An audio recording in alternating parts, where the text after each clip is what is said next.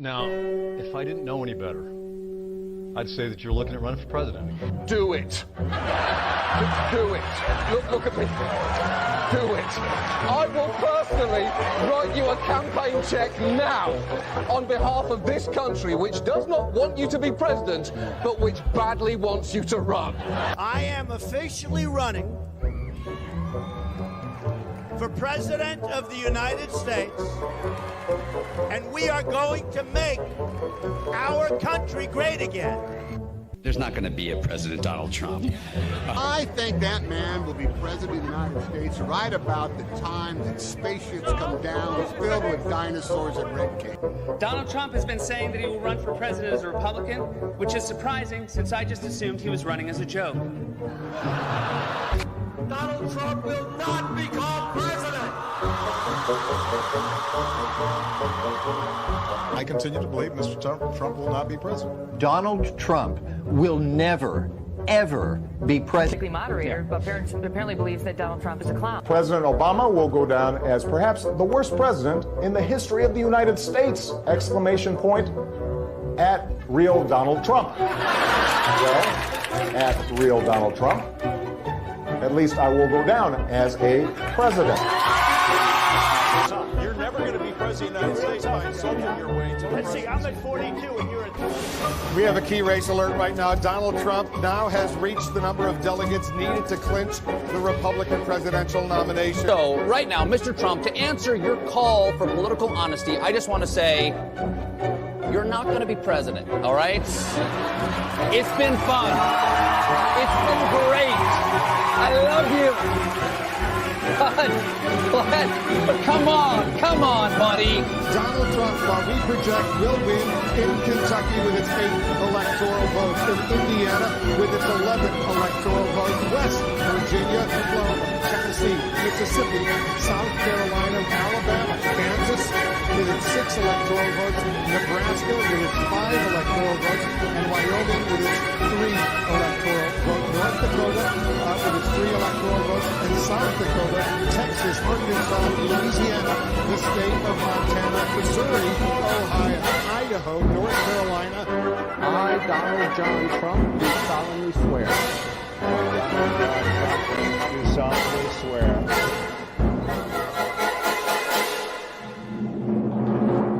Together, we will make America great again.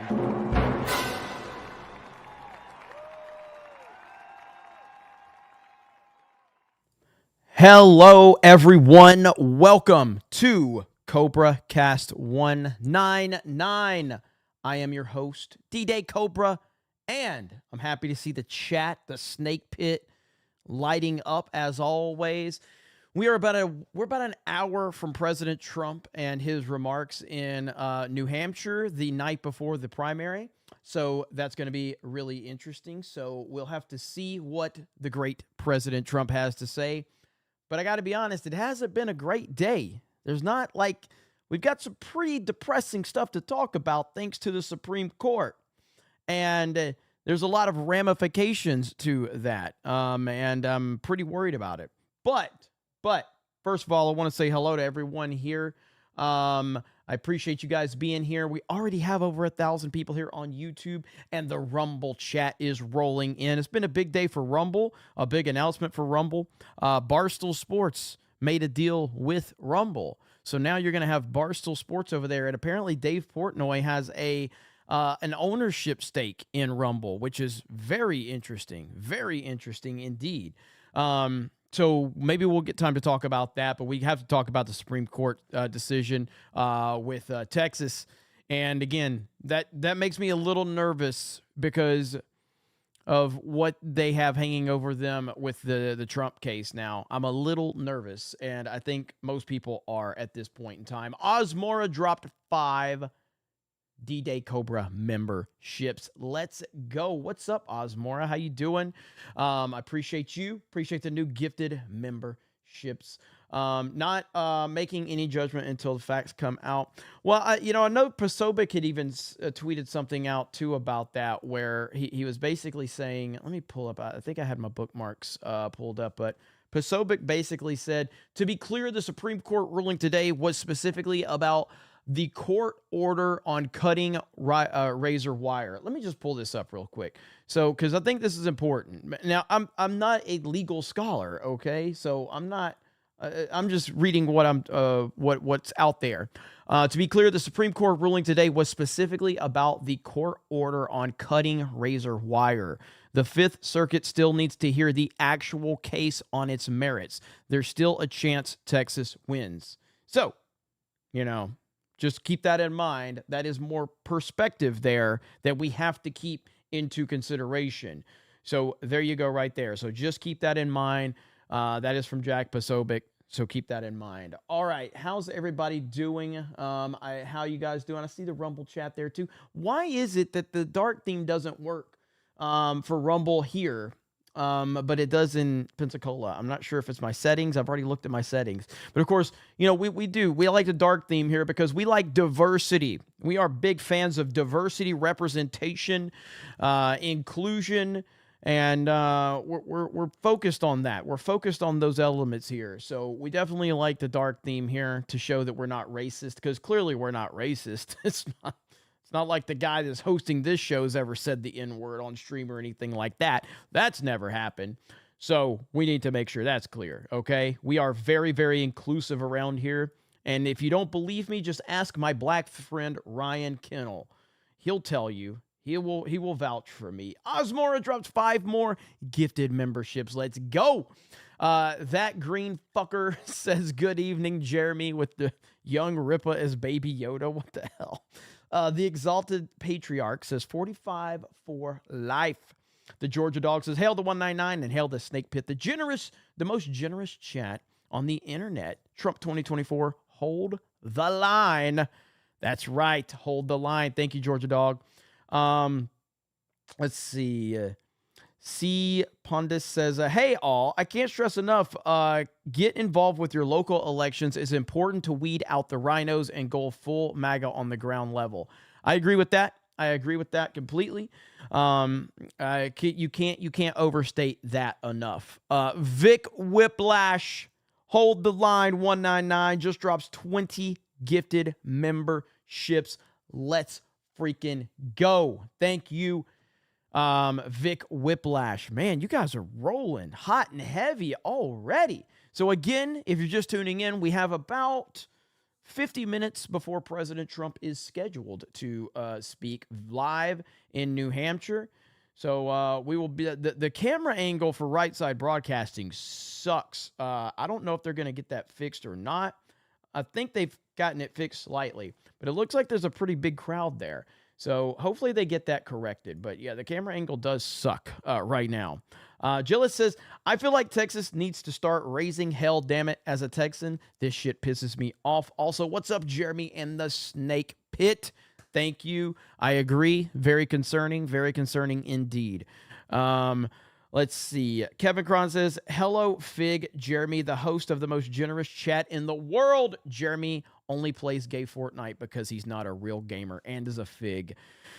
I want to play Fortnite. I haven't played Fortnite in like 5 or 6 days. I'm going through convulsions, man. But I did get the new Pokemon with Guns game. So maybe I'll play that at some point. We shall see. Cellular Dream says Jeremy is gay. JB says 6 months. Woohoo! Python Bacon. Hail the 199. Hail Trump 2024. Let's go. But yeah, so let's talk about a couple things really quick. So we got a few things to talk about up front.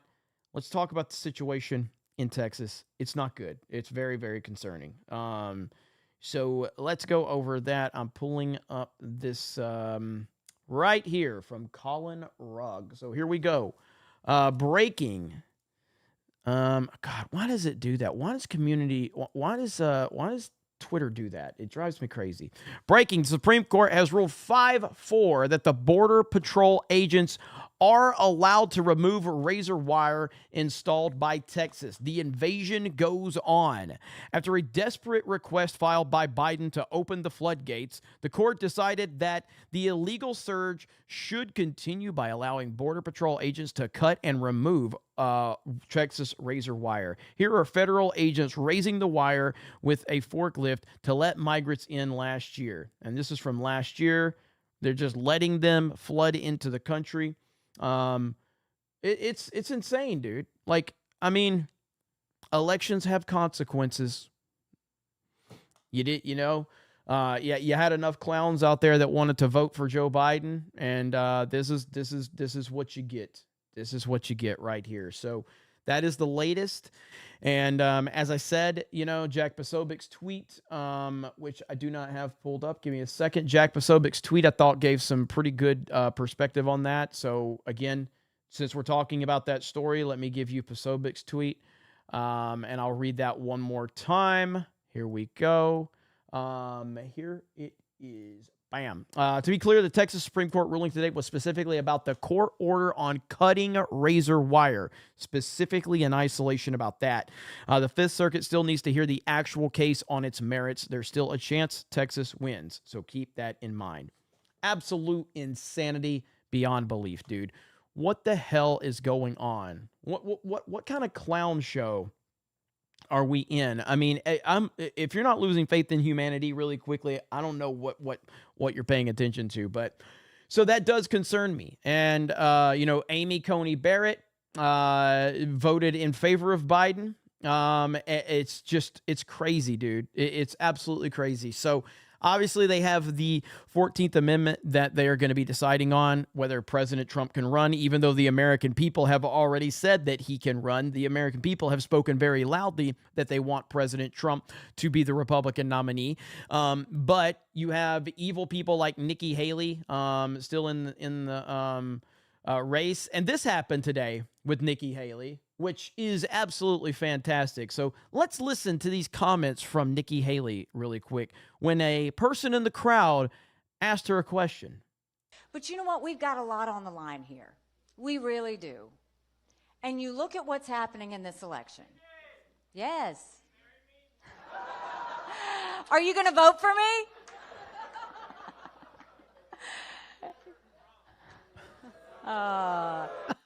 Get out of here. This dude said, will you marry me? And she said, are you going to vote for me? He said, I'm voting for Trump. And you look at what's happening in this election. Yes.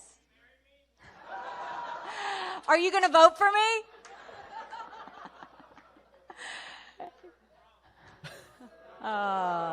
Get out of here. That's fantastic. And then there's this video Benny posted. Wherever Trump goes, there are crowds to greet him. Look at 45 walking out to the people just loving him.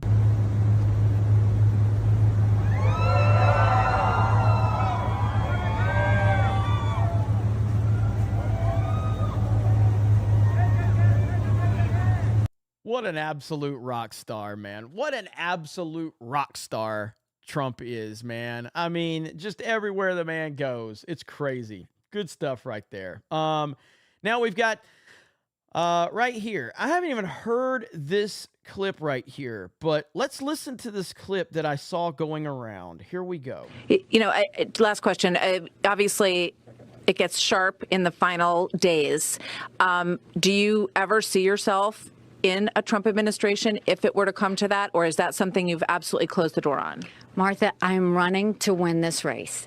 And as much as everybody wants to talk about what I'm going to do, at some point, y'all are going to realize that I won this race, and you're going to have to accept when I say I told you so. It is slow and slow. He wins the race. I've done this the entire time. We're going to finish it. I don't want anything else. I don't want anything else. I'm running to be president. I'm not going to pull out because somebody wants to be coronated. I'm not going to pull out because they think that I shouldn't be there. The political class has never thought I should be here. In South Carolina, in Congress, at the UN, no one has ever thought I should be here. And that's exactly why I should be here, because I'm fighting for normal people, and I'll always do that. This bitch is absolutely insane. She is absolutely insane. Now, you have to ask yourself, why is she speaking with so much confidence? Again, let's read her quote. At some point, y'all are going to realize that I won this race, and you're going to have to accept when I say I told you so. It is slow and steady wins the race. Tomorrow is New Hampshire. Trump needs a slam dunk tomorrow. So how, now again, I know we're going to MSNBC for this, but this is to kind of give us a gauge as to how are things looking tomorrow. Let's see how things are looking tomorrow from their perspective. Need to be focusing on. Yeah, well, the polls certainly show that Haley is running from behind in New Hampshire, 19 points in this morning's NBC 10 Boston Globe Suffolk tracking poll of the state. So, look, if she's going to pull an upset tomorrow night, and it would be a huge upset if she were able to win this thing tomorrow night, but if Nikki Haley's going to, couple things to look for as these are all the cities and towns in New Hampshire. These are not counties. They do things a little different in New England. They don't report the votes by county. They report them by individual and city towns. So we will be filling in individual cities and towns as they come in tomorrow night. So a couple things to look for that'll tell us if Haley is actually pulling any kind of a surprise. I'll call up the 2016 results as a point of reference here, remembering that Trump won the state by 20 points over his nearest competitor, John Kasich, but it was a very spread out Republican vote. There was Jeb Bush, there was Marco Rubio, there was Chris Christie, there was Ted Cruz. There were a lot of different candidates. As you say, now it's one-on-one. So if you're Haley, first of all, look, this little portion right along the Connecticut River, this was Kasich's strongest area in the state. This was basically Trump's worst area in the state. So this is somewhere, Lebanon, New Hampshire. I'll just show you the result right there. Kasich actually won it. Haley needs to be running up a massive landslide here. Even in defeat, she probably will. Hanover, where Dartmouth College is immediately north of that. You've got Lyme, you've got Orford, you've got this whole area in here. Look, even if she loses, Haley's winning it. The question is, how big is she going to win that area? But what really has to happen for Haley to have a chance, just tick through here, the three biggest cities in the state. So we'll start with Manchester. This is the largest city in the state. And look, again, on paper, this was an easy Trump win, obviously. He won it by 24 points. But if you look at the demographic mix, if you look at the history of Manchester in these primaries, this is actually a city that is, I think, could be pretty much a... So what you guys have to understand is, you haven't been paying attention to this. What is happening is that there are a massive influx of Democrats that are switching over to Republicans in order to boost Nikki Haley's numbers. That's why you're hearing these high poll numbers, because they are switching over parties so that they can inflate her numbers to make it seem like she actually has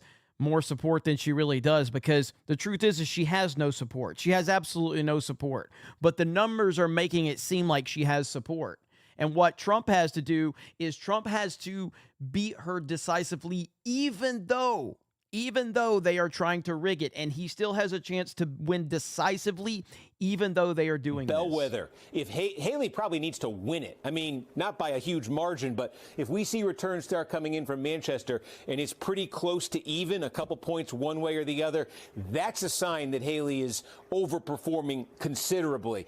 Same is true in Nashua, second largest city in the state. Again, you see the 2016 result here, but in a one-on-one, Haley needs probably to be winning this by several points. Nashua was an 8 p.m. poll close. Much of the state is 7 p.m. Nashua, the biggest city in New Hampshire, to close at 8. The third largest city, Concord, the state capital here. See the results from 2016. This is one where the mix means Haley has to win this one big. We're talking high 50s, 60%, something like that out of Concord. Also true along the coast here in Portsmouth. Again, Haley would need to be getting a massive, massive number here. A couple bellwethers we can just talk about, bellwether towns as the returns come in. Here's a good one right outside Manchester. I see somebody's in the chat asking me about tomorrow. I will be live tomorrow pretty much all day. Like, I'm not even going to be on Tuesday night's main event. Drunk 3PO is going to host. Jay's going to host main event tomorrow. I'm not even going to be on main event. I'm going to be here live.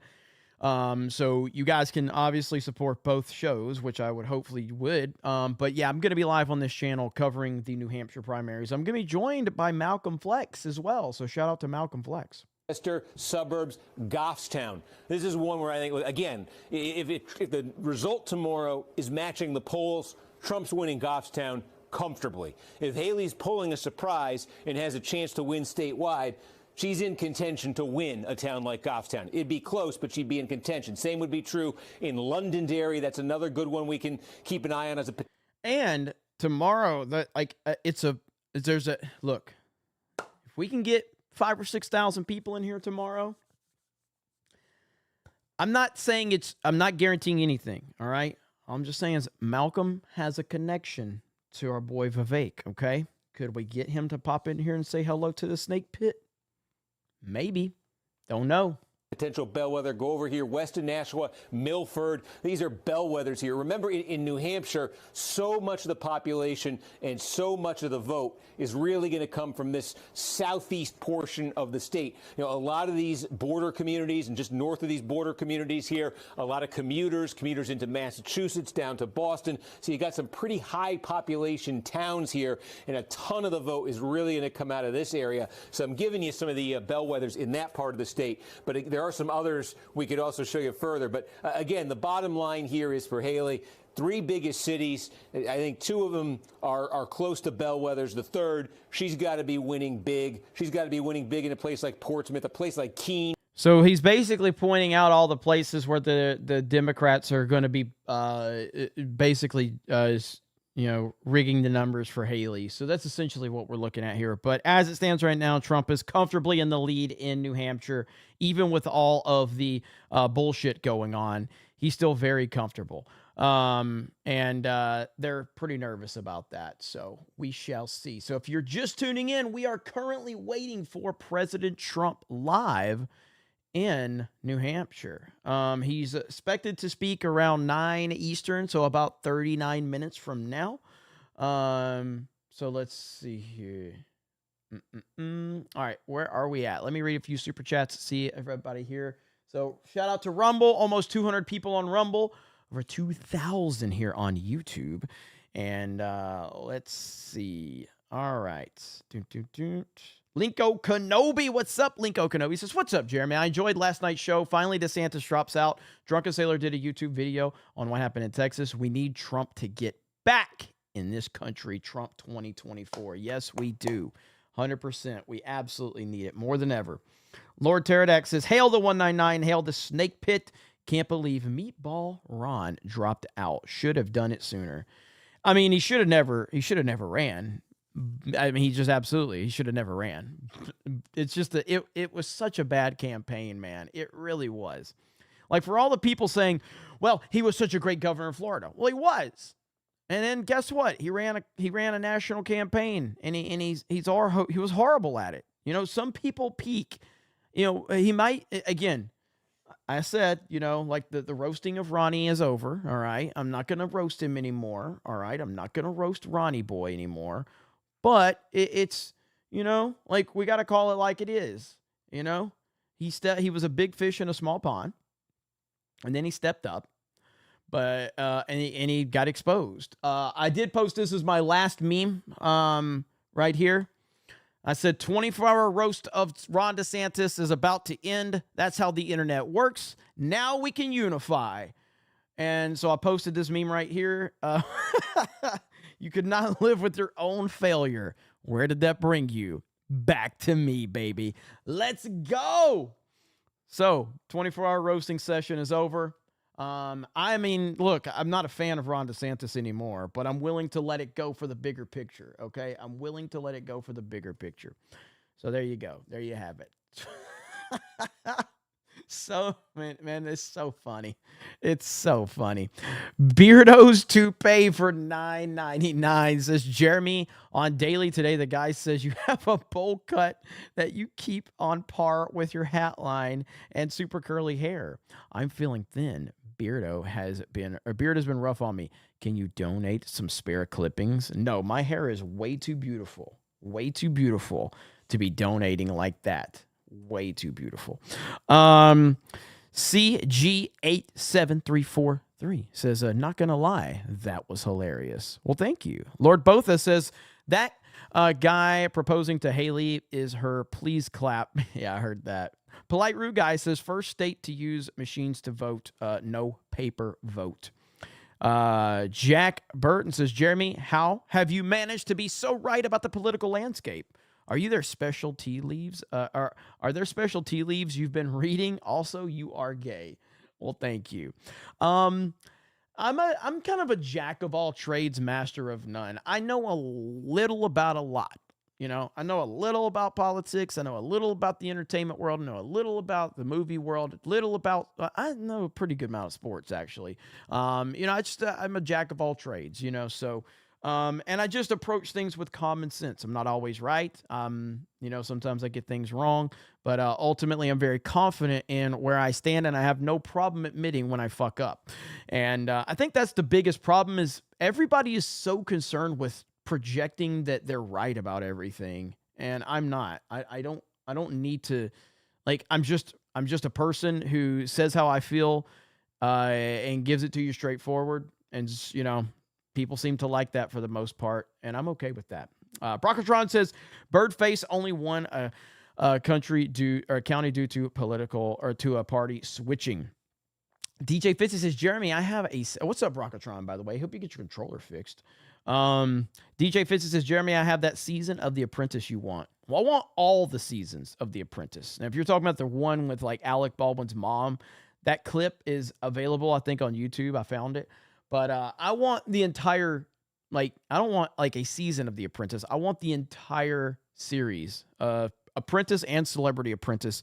And I'd like to have it on Blu-ray if possible, but I don't think it exists anywhere. Zinny Biscuit says, I think that's the same guy that does the Kentucky Derby breakdowns. He's okay. I could run circles around his horse racing knowledge, though. What's up, Zinny Biscuit? Oh, you got 9 seasons, DJ Fisty? Really? Okay. Where? You have a digital, physical? What is it? I need to know. Insomniac says, did you see Benny Johnson? Did you see on Benny Johnson where Nevada is trying to run a primary before the caucus with paper ballot that excludes Trump's name? I did not see that. So I'll have to check that out. I am not aware of that at all. Let's see. And we got Zero Cool says, Jeremy is gay for Ryan and drunk is the meat in their gay sandwich. Hail the 199 Trump 2024. Maga Sandra says, finally got to watch The Iron Claw. Jeremy, you were right. Zac Efron killed it, and the actor that played Flair was weak, but overall, wonderful film. Absolutely. The Iron Claw is an incredible movie. It is probably a career-defining performance from Zac Efron. My only issue is, again, I do think that they probably could have given us another 30 minutes and kind of really expanded upon some things. I felt like some things moved a little quick, but overall, it's a really good story. The person that played Flair, luckily he was only in it for just a few minutes, but awful. Absolutely awful. But I highly recommend the movie. Metalhead Forever says Fortnite is gay and Jeremy is a fig. Let's see. The song is called All Hail by Lich King to use as your intro. Give it a listen on your free time. 2-minute song. Noted. Keely, what's up, Keely? Hail, Jeremy. What's up? Roll Tide. Roll Tide. It's going to be a tough season, but we're here for it, baby. Roll Tide. All day, every day. Ian says, fellas, if the chick says she's not going to pull out, run. Nikki Haley is a crazy biatch. Also, thanks for 10 months of memberships. Snake Pit. Jeremy's gay. Ozmora, thank you. Ozmora gifted another D-Day Cobra membership. Let's go.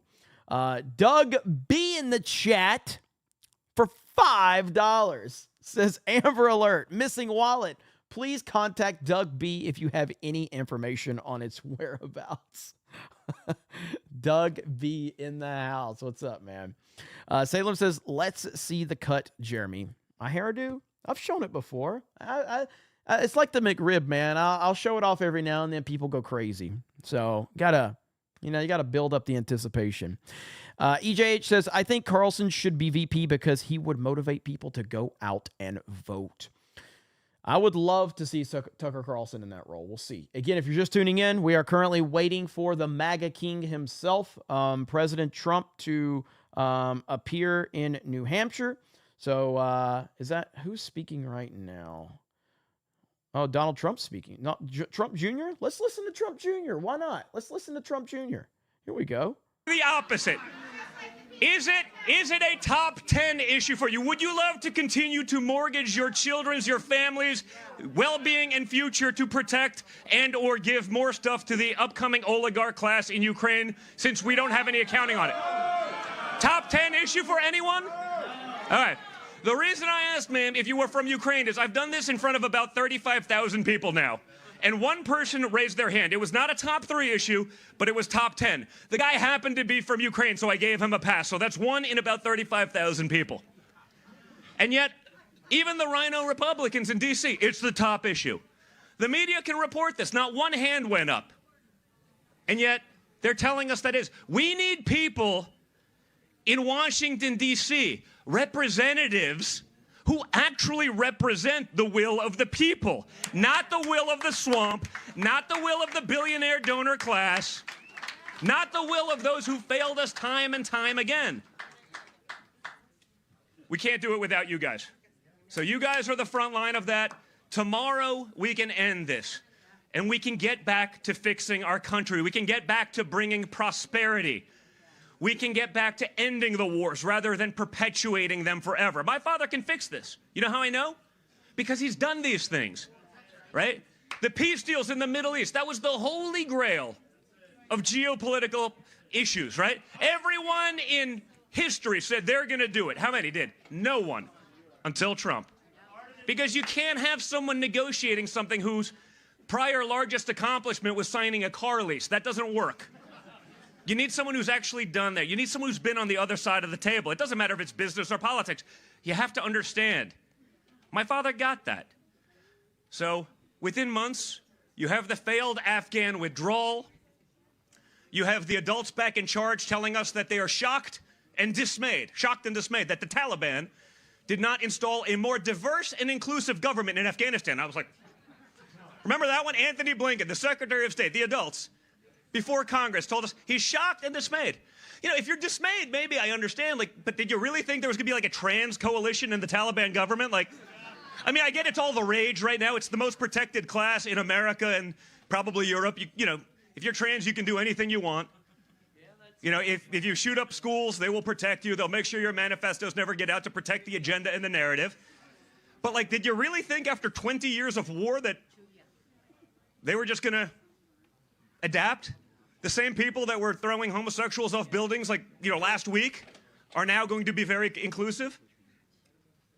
These are not serious people, but they're the ones who've been making decisions. They're the ones mortgaging our futures to the hilt. They're the ones whose only position is there because of... Huge day tomorrow for New Hampshire. We got Donald Trump Jr. speaking before the MAGA King arrives, so we'll continue to listen in. And I see you, Flag Ninja, with those 5 gifted memberships. Keep those gifties flying, baby. Let's go. Friends, call your loved ones, call anyone, and let them know. Like I said, you can see it based on the funding alone. You know, the Koch network, they love Hillary, because it's the same.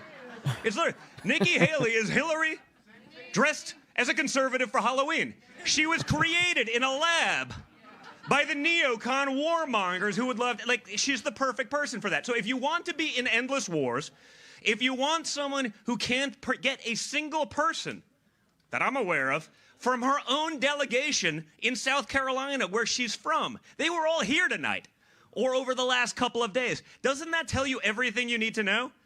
And yet, Democrats...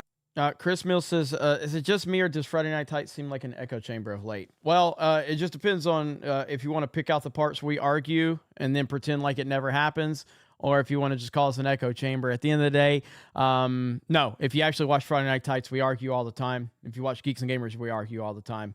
It's just simple as that. And this thing now, it starts with you. Thank you so much for being here. Thank you, honestly. Thank you for all of your efforts. Thank you, honestly, to all of those who were in the race, who stepped aside when it was appropriate, who endorsed, who understand that we are all on one mission to save this country, to put you and the American people, our Constitution, first. Now is the time to do all of that. And I'm just honored to be in the fight with you guys. So thank you so much. Great to be here in New Hampshire. Thank you, buddy. Don Jr. in the house.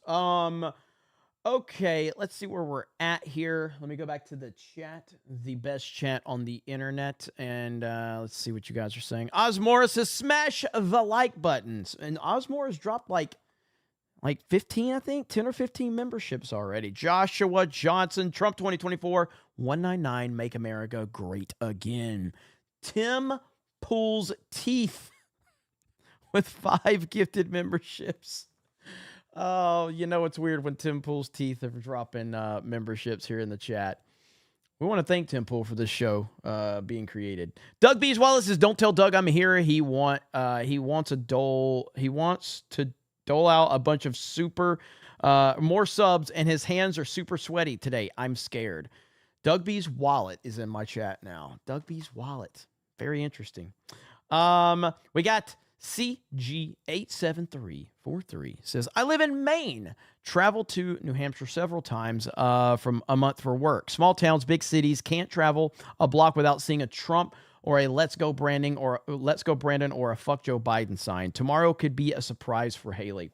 I hope so. Got to crush her, man. Got to crush her. Crush her. Mexican Iron Man. What's up, Mexican Iron Man?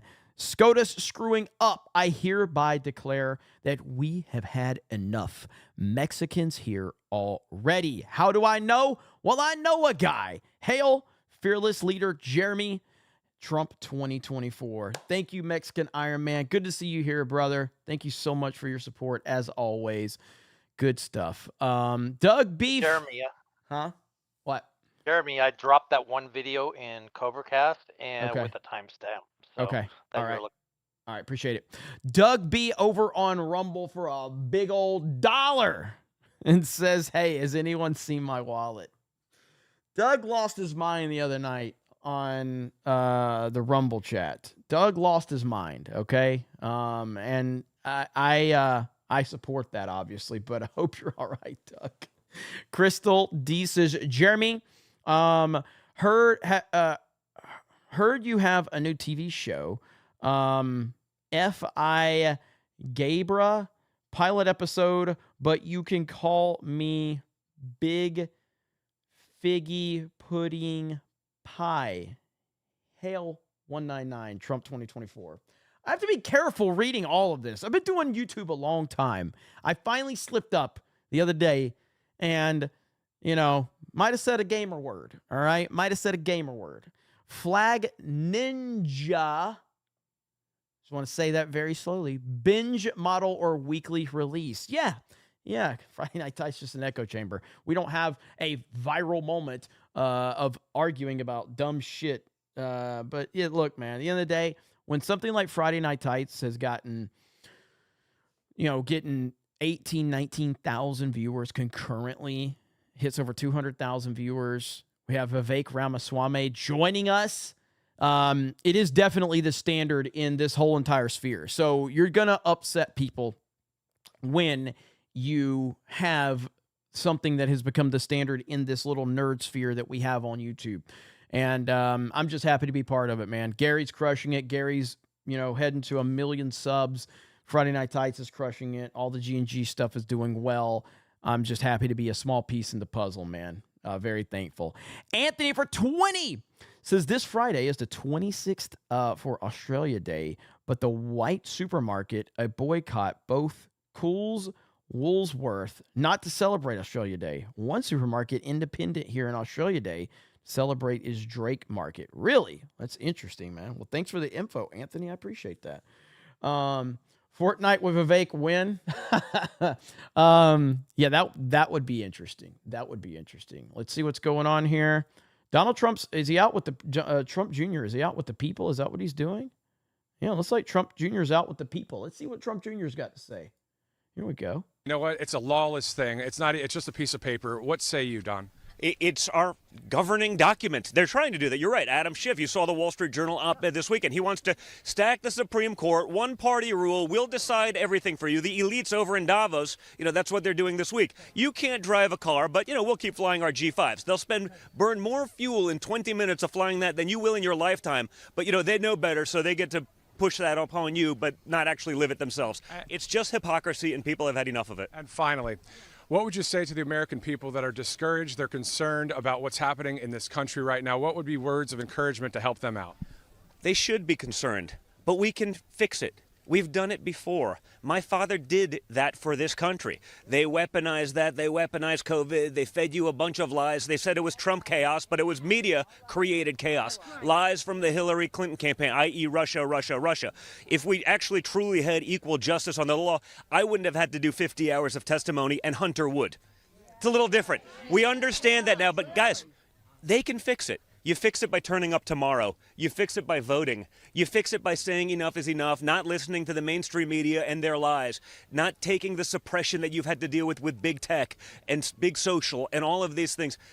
Listen to the facts, use common sense for a change, and this thing's over. I'm from France. Thank you, sir. From the French NPR, Yeah. Radio Classique. Nice to see you. How are you? Good to see you. All right, Don Jr., thank you so much, sir. Thank you. Thank you. Well, Matthew Alvarez right here in Hollis. We'll send it back to you. The real people in France. All right, welcome back out here. We're live here in Laconia, New Hampshire, as we work our way into a 9 p.m. start here, local time for President Trump. What a great package that you just saw. Matthew Alvarez spending a few minutes with Donald Trump Jr. And, of course, he was always very animated in his speeches, and we enjoyed what his few remarks here today. Packed house at this facility. Matter of fact, if you notice, I'll step aside just. Okay, I want everybody to remember this. All right, so yesterday, Trump tweeted out, or he said, hey, he doesn't have a problem with Ron anymore, Ron DeSantis, yada, yada, yada. Everybody's like, oh, yeah, we got to have unity. So, of course, I said there's a 24-hour roasting period. Well, guess what? Now that the 24-hour roasting period is over, guess who's talking shit? Ron DeSanctimonious. That's right. Meatball Ron couldn't keep his mouth shut. Some Florida Republicans want taxpayers to pay Trump's legal bills. Ron DeSantis says, but not the Florida Republican who wields the veto pen. Bro, this dude is a complete bitch. Bitch-made Meatball Ron has ruined his political career. He's done.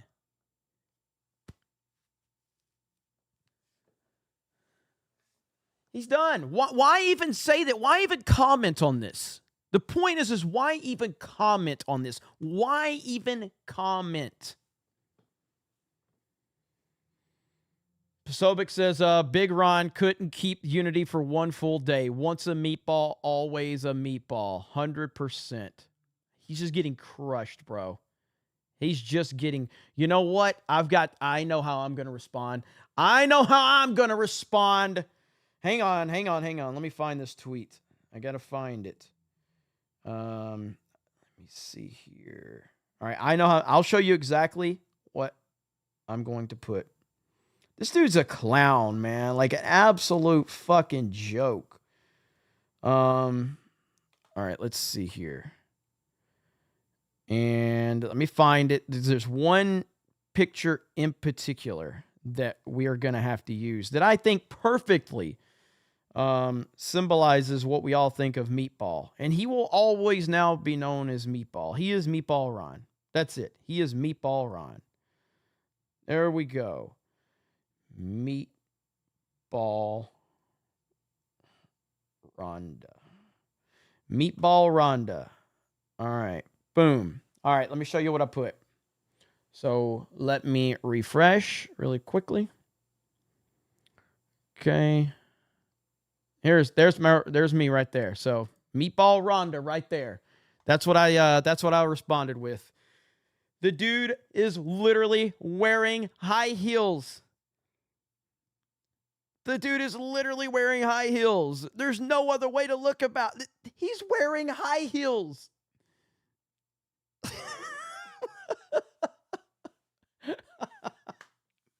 So there you go. Meatball Rhonda. I will never, ever, ever trust Ron DeSantis. Rhonda Santis. I will never trust this man ever again. He's done. He's over. His political career is dead. That's right. Give Krista her boots back. Give Krista her boots back, Ronnie. Unbelievable, man. What a disaster this guy is. What a complete and total disaster. Shout out to the chat for making me aware of that. But yeah, man. This guy's just awful. Awful, awful person. And there you go. Unless, what's her name? Is it Christina Pushaw? Is that her name? Christina Pushaw. Is she still running his social media? You know what? Let's look at a real president right here. I'll show you. Let's look at a real president right here. All right? Here we go. Here's a real president. Remember this moment right here? Remember this moment? I'm not going to play the music, but do you remember this moment right here? Look at Trump. Watch this. Look at this guy. This is a president that cares about the country, cares about the men and women in the armed forces. Look at that, man. What a guy. What a guy. I think it got blown off again, and he tried to put it on. They finally were like, "Sir, we have to get you on the chopper. We have to." But yeah, what a guy, man. What a guy. So look at that. That's awesome. Good stuff. All right, let's see who's all here still hanging out with us. Is that Disco Cobra dropping a 50? It would appear so. Disco Cobra for 50 says, did you see that Nikki Haley wants to raise the retirement age to around 70? Watch some TikToks about it. She seems pretty confident about it as well. Some of these people are so out of touch with what America really wants. She lost already. Yeah, I mean, remember she basically said she wants every single person online to have to provide their real name, like address, location. I mean, I know Jordan B. Peterson jumped up and wanted to vote for her immediately as soon as she said that. But yeah, dude, she's nuts. She is absolutely nuts. She's crazy. And there's, again, she is definitely being elevated by the Democrats. No doubt about that. Still waiting for President Trump. He is scheduled to be on here in the next, looks like probably around 15 minutes, 10, 15 minutes, hopefully. So he's going to have that speech. And this is, right before the New Hampshire, primaries tomorrow. So we're going to see how this plays out. Obviously, he's going to win. I don't think there's any question if he's going to win. It's a matter of how much. And they are trying to keep this a lot closer than it really is because, as you know, no one, literally no one, supports Nikki Haley. No one cares about Nikki Haley. Guess who was on Tucker Carlson today? The one and only Cat Turd. That's right. That's right. Check this out. Over there on Tucker Carlson. Here we go. Look at this. Since you're online all day, do you think there's organic support for Nikki Haley? There's none. Okay, because I'm not even sure she's an actual human being. Yeah. She's the most dangerous Republican primary candidate we've had, probably one of them in my lifetime. Why do you say that? She's just, some of the things she said lately, she's a neocon, number one. Yeah. My God. How many times are you going to be fooled, America? From the Vietnam War, if North Vietnam beats South Vietnam, it's over for our country. Yeah. So let's send 60,000 people to die. Korea was the same way. All the Middle Eastern wars. And she's right in there. Ukraine. But unlike you, she served our country in uniform. Oh, wait. Oh, yeah. Yeah. Yep. But she's dangerous. And remember when she said a week ago, if you're anonymous on Twitter or whatever, I want your name. That's what she said. You got to register with the government to give your opinion. I want your name. Not the government wants it. I do. Yeah. She's dangerous. I get a feel for people. I've always had a knack to kind of feel people out. And she's like Mike Pence. Yeah. Nothing they say is authentic. Everything sounds like it's programmed, cliches. He's right. He's right. But yeah, man, cat turd. It's good stuff right here. Here we go. Who should he pick as his running mate? Oh, man, I go back and forth from this. I would like to say this, that I don't think the VP pick really matters that much. I mean, we got Harris as a VP that proves it. Yeah. But I'll tell you, it takes a long time for me to trust you. But see, but this is where I disagree. Like, in terms of the election, it doesn't matter. In terms of Trump getting his job done and needing to have someone back him up, it's extremely important. Mike Pence proved that the VP is absolutely important. So, yes, from getting elected, it doesn't matter. From actually getting the job done that needs to be done, it definitely matters. I'm starting to like Vivek, and I'm not sure if he's fake, and I'm not sure if it's just a show, but man, he's pissing them off as bad as me and you. Yeah, they hate him. They do, and he's saying, I mean, boy, them debates, my God, he got Ronna McDaniel, he got all of them mad. But and isn't it funny, he's running the campaign exactly what DeSantis should have been running. Who should he pick as his running mate? Absolutely. I wish you would have said Tucker to his face. You're just like, it should be you, Tucker. It should be you. Tucker, you're the one that brought up VP, so let's talk about it. It should be you, Tucker. Are you going to take the VP? If Donald Trump calls you right now, says, Tucker, I want you to be my VP, and we're going to make America great again. Are you going to turn down Donald J. Trump if he picks up the phone and he says those exact words to you, Tucker Carlson? That's what I'd ask him.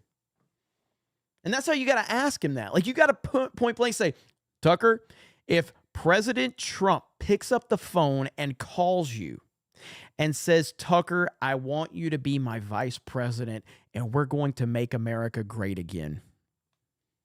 You going to say no, Tucker? You going to say no? Just saying. You going to say no? Who would say no? Who would say no? You know? Besides DeSantis, which, bro, DeSantis better not get asked, okay? He better not. Jeremy Sears for 50 says, Trump 2024, can you dig it, sucker? Dude, Jeremy Sears, it's been a while since I've seen you, man. Good to have you here, buddy. Thank you, man. Jeremy Sears is awesome. Been around for a long time supporting G&G, so good to have you here, man. Thank you so very much. Let's see. We got PJ over on Rumble. I really hope Trump wins, but we have to vote in people that support MAGA Agenda 2. As awesome yet flawed as he is, he can't do it alone. It's very true. Very true. That's why, like I said, the VP pick doesn't matter, like, in the big scheme of things. Like, or it matters. It doesn't matter in the big scheme of things of the election. Like, getting elected, it really doesn't matter. But it does matter in the big scheme of things. And that is, you know, in terms of, like, getting his agenda done, getting what needs to he needs to get all of those details worked out, and somebody's going to have his back. Kevin Cron says, FNT is not an echo chamber. Just ask Gary and Jeremy if a show should drop all episodes at once or weekly. Yeah, I mean, there was a few weeks ago where we got in an argument on Friday Night Tights, and a bunch of people ran with it. People that typically don't. It's almost like, so I'll watch a lot of these guys that play, like, games like Tim the Tap Man and Doc and all that. I don't watch them that much until recently. I started watching them, and Ninja and all those guys, and they just get in the most retarded arguments. And then people that don't watch them will clip an argument out, and they go, oh my God, these guys are falling apart. So people do that to us on FNT. People that don't watch FNT, they brand us like an echo chamber, and then when we have an argument, they clip it out and they go, they're falling apart, guys. It's over. It's over. Jeremy's had enough. Jeremy's calling him out. And I'm like, what are you fucking talking about? We argue all the time over the dumbest shit, especially on Geeks and Gamers. We argue all the time over the most retarded, insignificant things you could imagine, because that's what men do. They just argue over dumb shit. That's what we do. Fantastic, Mr. Knox. Just tagged you on a Nikki meme in the snake pit. Enjoy. I'll have to check it out. Anthony says, I just sent it to you on X. Oh, the story. Okay. Darth Racer says, Jeremy, you need to forgive a little bit. DeSantis has done great things in Florida. If I lived in Florida, I'd vote for him. And you sent that probably right before. Well, I don't know when you sent that. Oh, you sent it now. So I let it go. I was like 24-hour roasting period, and now DeSantis is out there throwing haymakers again. Fuck Ron DeSantis. Screw Ron DeSantis. I was willing to let it go. I was like, all right, cool. 24-hour roasting period is over. DeSantis started it again. So there you go. So no more. We're opening the roasting session again. Tim Pools Teeth says, where can we find that short clip of Meatball as a midget with a margarita? That was amazing. Which one was that one? It's got to be the Dilly Meme Team, probably. It's probably got to be the Dilly Meme Team, I would imagine. I think. Man, look at that. We've almost got 1,000 likes. We've got 2,400 people concurrently here on YouTube and almost 300 over on Rumble. Let's go.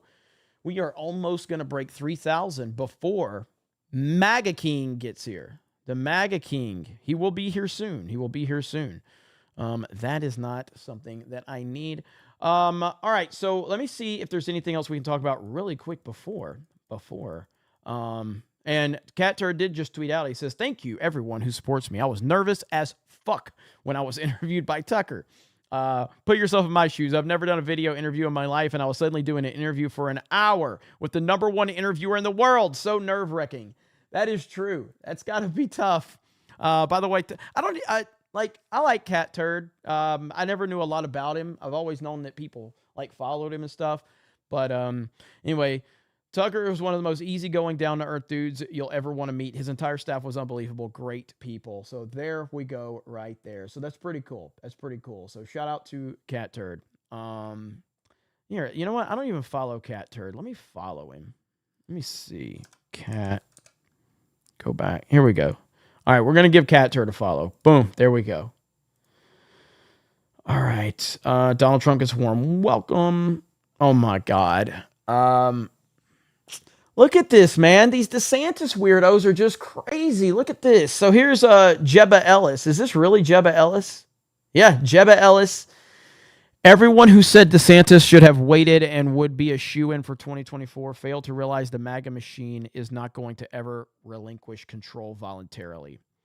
Well, no one said he was a shoo-in for 2024. They said it would be a shoo-in for 2028 if he waited. They're already grooming Don Jr. for 2028. The demand for loyalty and sense of entitlement will not be over until conservatives decisively reject it. It will happen, just like voters rejected the Bush dynasty finally. So right here.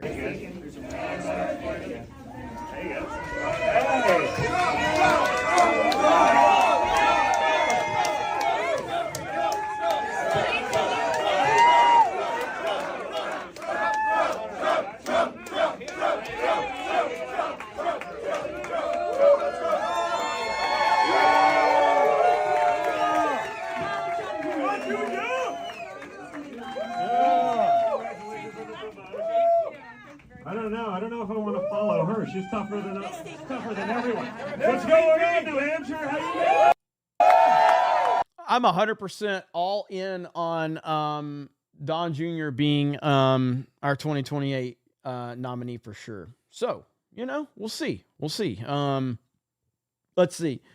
Daniel Caven says, Tim has the legend Roger Stone on, and he still won't let the guest talk so he can explain politics to the audience like they are six. Unreal. Hey, man, listen. Tim Pool has the biggest show in pretty much, period, on YouTube, I think. Like a nightly show. Man's doing something right. I had to... Look, it was fun grifting off Tim for a while, but at the end of the day, I couldn't keep, I'm very thankful that I grifted off Tim to create this show. And I don't know, what did we go for, a month maybe? maybe a little more, maybe a couple months, and then I was just like, dude, I can't keep this show as a direct grift off of Tim. We got to actually add substance to it because, at the end of the day, man, Tim's got a great show. I think he is terribly boring as an individual, but his show is fantastic. So it is what it is. Lord Pterodax says, almost 3,000 people watching and barely 300 likes. Hit the like button, people. I think you probably need to refresh. We're over 1,000 likes, so you just have to refresh. We're over 1,000 likes. Flag Ninja says DeSantis is just a palette swapped Newsom. Darth Racer says, Jeremy, I guess I meant if DeSantis could run for governor again, would you vote for him? Probably.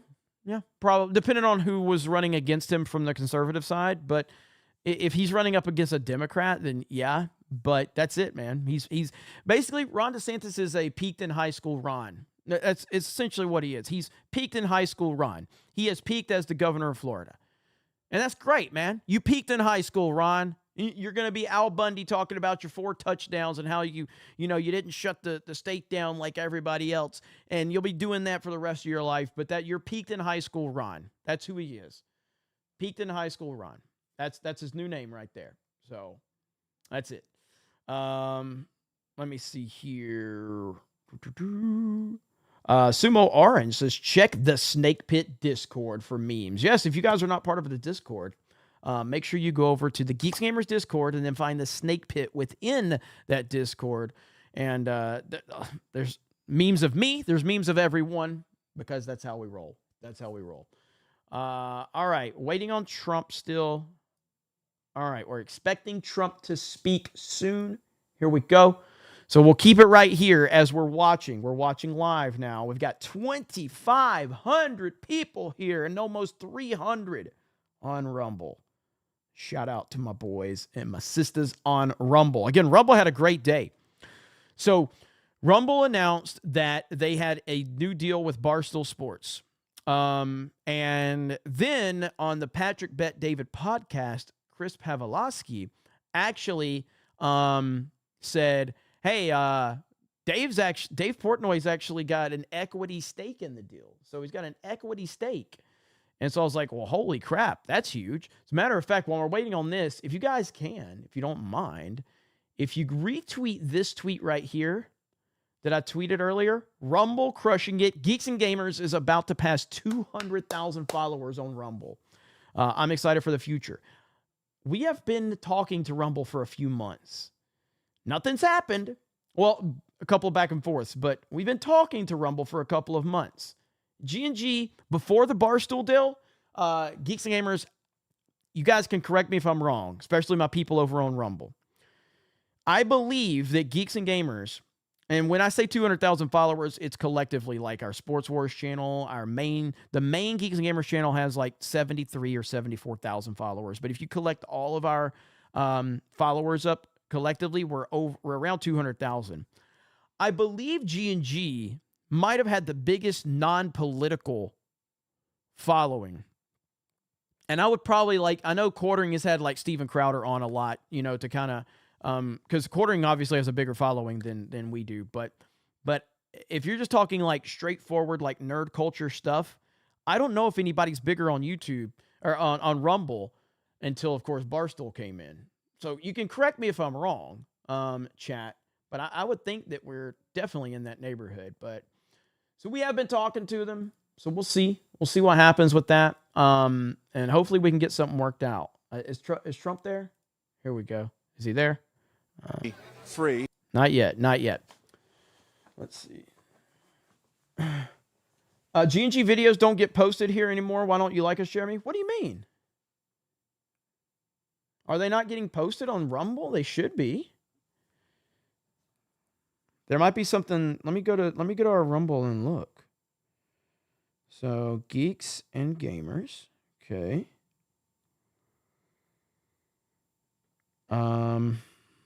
Videos. Holy shit, are they not posting? Why are the videos not posting? So the live streams are posting, but the videos are not uploading. I was not aware of that. Hailstorm, if you can message Krista and just tell her she needs to remind me, we have to look into that. So that is very strange. It's very strange. So I don't know what's going on with that. So I will look into that, though. My apologies for the people that are Jeremy starts talking shit about Rumble. I didn't say it about Rumble. The Ron Despectramonious strikes again. So are we having problems now on Rumble all of a sudden? Sorry about that, guys. Sorry. Okay, let's see where we're at here. Gerald Armstrong says, Barstool continuing the grift. First pin national, now Rumble. Hey, you got to respect the grift. Got to respect it. DJ Fisty says, Jeremy, your mic's AGC auto gain control is killing my ears. Loud, low volume. Really? So, Hailstorm, are you here right now? Can you hear me? Hailstorm? Yeah, actually 2 things. Your mic is very, anytime you stop sharing, it gets very loud. Really? And I don't know why. Okay. And 2, the Rumble auto sync, that's a known issue that's been going on for a few months now. They've removed the channel sync option tab from Rumble, and they haven't addressed why or anything like that. And people have been speculating, but nothing's been addressed about that. Ah, that's interesting. Okay, so the auto sync has been disabled for some reason. Okay, that's weird. Okay, now on my mic. Now I remember a few weeks ago you were saying that depending on what device you were watching, is where the audio was different. Correct? Yes, but that's not the case here. I'm just watching you on a computer, and anytime you stop sharing, you get super loud. Is that just like briefly? Pretty much the audio stays the same when you stop sharing, and then when you share, it gets lower. Okay. But it's kind of loud when you stop sharing. Okay. A lot of people are saying it's fine on their end. So I wonder if it's device specific that people are having issues. A ton of people are saying YouTube PC sounds fine. Mic sounds fine on TV for me. My phone sounds fine. It's really weird. So, okay. Well, we'll look into it. Right. So now my you're fine. apologies. Okay. All right. Well, that's interesting on that Rumble thing. So if that's the case, we will start making sure that we re-upload directly on Rumble. So the fact that we've gained all those followers on Rumble and we haven't even been putting our individual videos is pretty good. Now, Blue Eye Scorpio says your voice in general is problematic. That I can't really help you with. I'm sorry. I can't help you with that. What's up, Blue-Eyed Scorpio? Isaac says, had an old lady ask if I knew DeSantis dropped out. Let me just pull up the other. Well, let's see. Hang on. It just cuts off if I don't. All right, here we go. Had an old lady ask if I knew DeSantis dropped out. We agreed not soon enough, and Trump populism is needed more than ever. 100%. I agree. I agree completely. But now I think that back to the Rumble Barstool deal. Barstool, Dave Portnoy and Chris Pavlovsky are going to be live tomorrow. So I guess we'll find more specifics out about that. I personally think it's good for Rumble to have an amazing amount of content from Barstool that's going to be moving over there. Plus, it's going to help with advertisers, get more advertisers on board and things like that. So I think it's a great move. I'm really happy about it. Because I'm not I don't watch Barstool that much, but I'm definitely a fan of the business model that Dave Portnoy has created with Barstool. I don't watch a lot of their content, but I'm very much impressed with what he's done over the years and, how they've built that out. And I've tried to follow that in some ways with Geeks and Gamers, learning from what they've done while also putting our own spin on things, for sure. Okay, so we are currently waiting for President Donald J. Trump, the 45th president of the United States. Now, somebody said that, this I think it was last stream, they were like, hey, I refuse to call Trump the 47th president because he's always going to be the 45th, and I don't acknowledge the 46th president. That's a good way to put it, too. It's a good way to put it. So, but I think 45, 47 is a good way to kind of, from a normie standpoint to address that. I think so. I think that's a good way to look at it for sure. Stream is down again on Rumble. What the fuck is going on with Rumble, man? Rumble's just having all types of problems.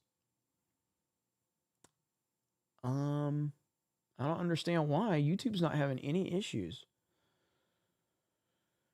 I am getting, it says check your encoder settings. Keyframe interval is at 1.486. Recommended at 2.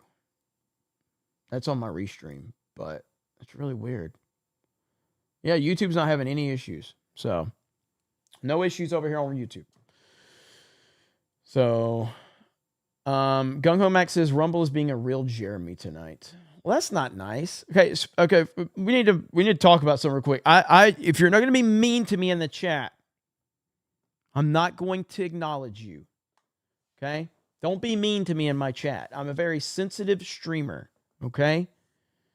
I'm a very sensitive streamer, and I don't like when my chat is mean to me. So you cannot say mean things about me in my chat because I get really sensitive.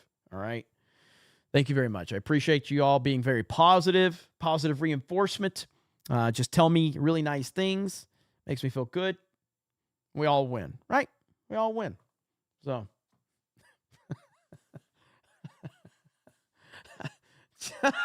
Jeremy is mostly straight.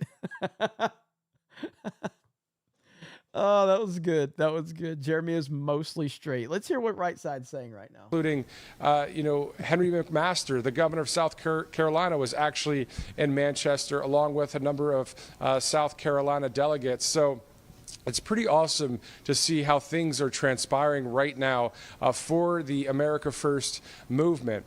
Now, once again, we talk about the mainstream media a lot here on Right Side Broadcasting Network, as do other conservative media outlets, because what's happening is, I'll say it to you straight. I mean, trying to detox from the left-wing narrative, the false narratives that continue on a number of the cable news outlets that for years have been straight up lying to the American public and bringing and pushing propaganda and trying to pull wool over the eyes of the American people. But I know a number of you are awake now and Real Smile Bit for $20 says, yes, please do not be mean to Jeremy. He is a delicate flower. What's up, Real Smile Bit? Real Smile Bit's been probably antsy for us to run some more Fortnite so we can do some of those challenges. I've just been so busy. I just have not had a lot of time on my plate, but I don't know if we'll do it tonight or not. Like I said, I canceled Mario Kart to give the team a little time because we got MegaCon preparations, getting ready for big weekend here almost what are we, like less than 2 weeks away now. Oh, by the way, I'm very close to finalizing the location for the fan meetup. That might happen in the next couple of days, so stay tuned. Very close for that. That'll be on Saturday night. Zinni Biscuit says, because Cleveland served 2 non-consecutive terms, we've only had 45 presidents. When Trump gets back, there will still be only 45 presidents. Hell yeah. Hell yeah. Flag Ninja says fig.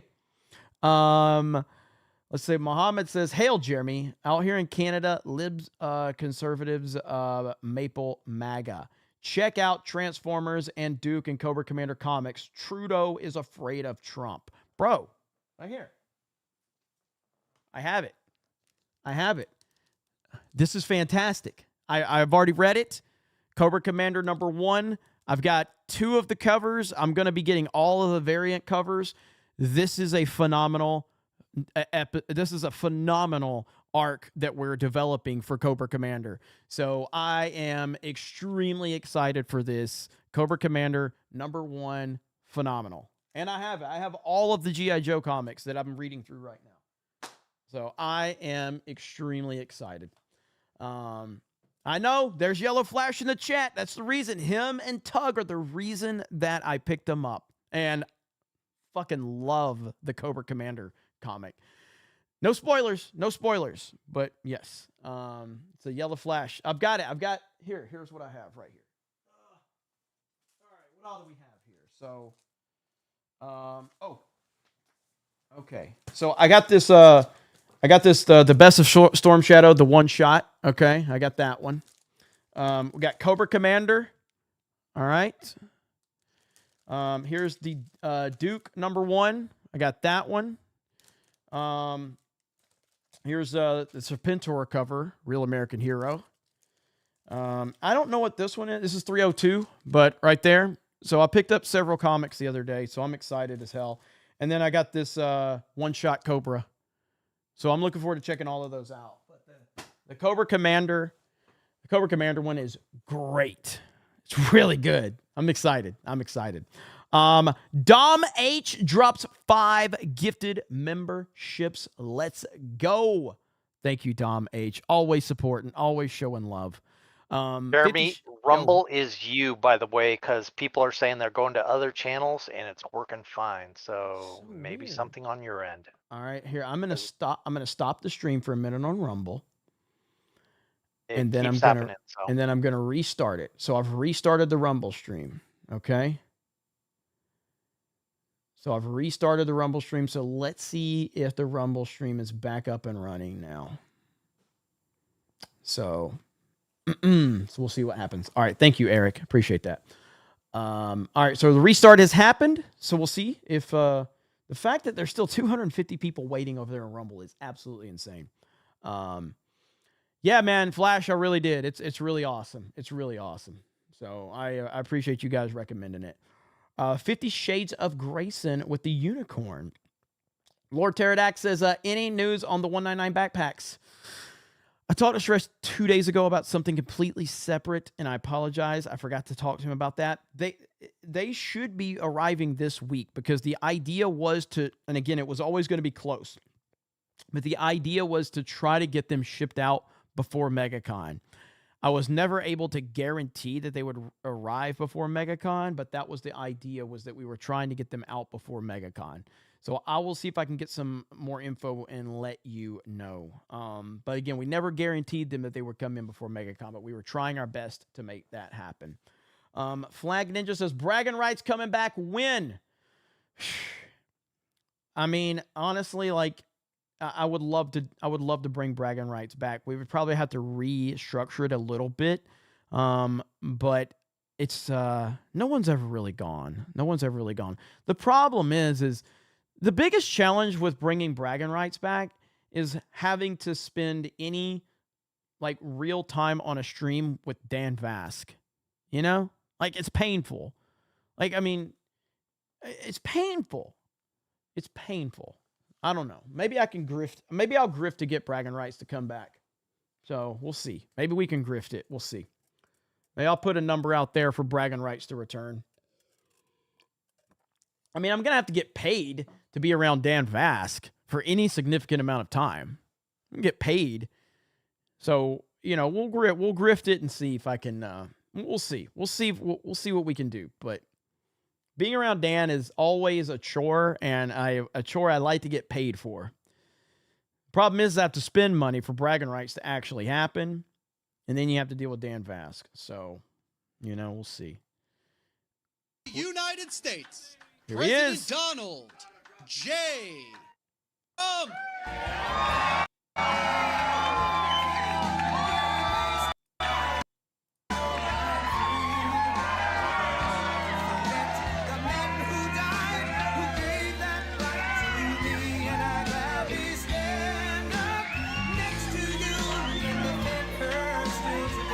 Rumble crashed again.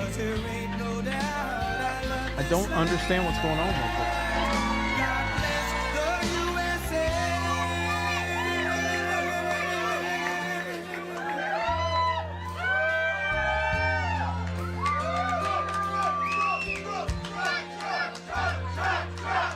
From the lakes of Minnesota to the hills of Tennessee, across the plains of Texas, from sea to shining sea, from Detroit down to Houston and New York to LA, where there's pride in every American heart, and it's time we stand and say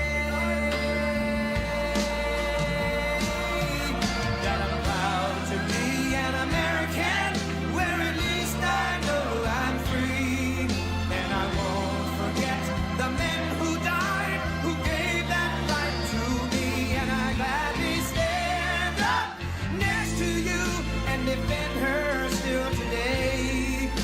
there ain't no doubt I love this land. God bless the USA.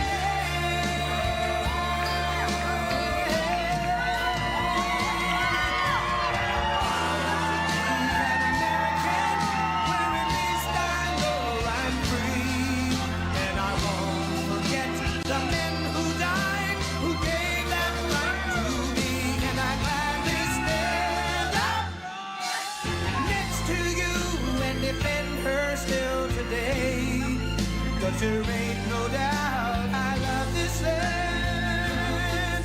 God bless the USA.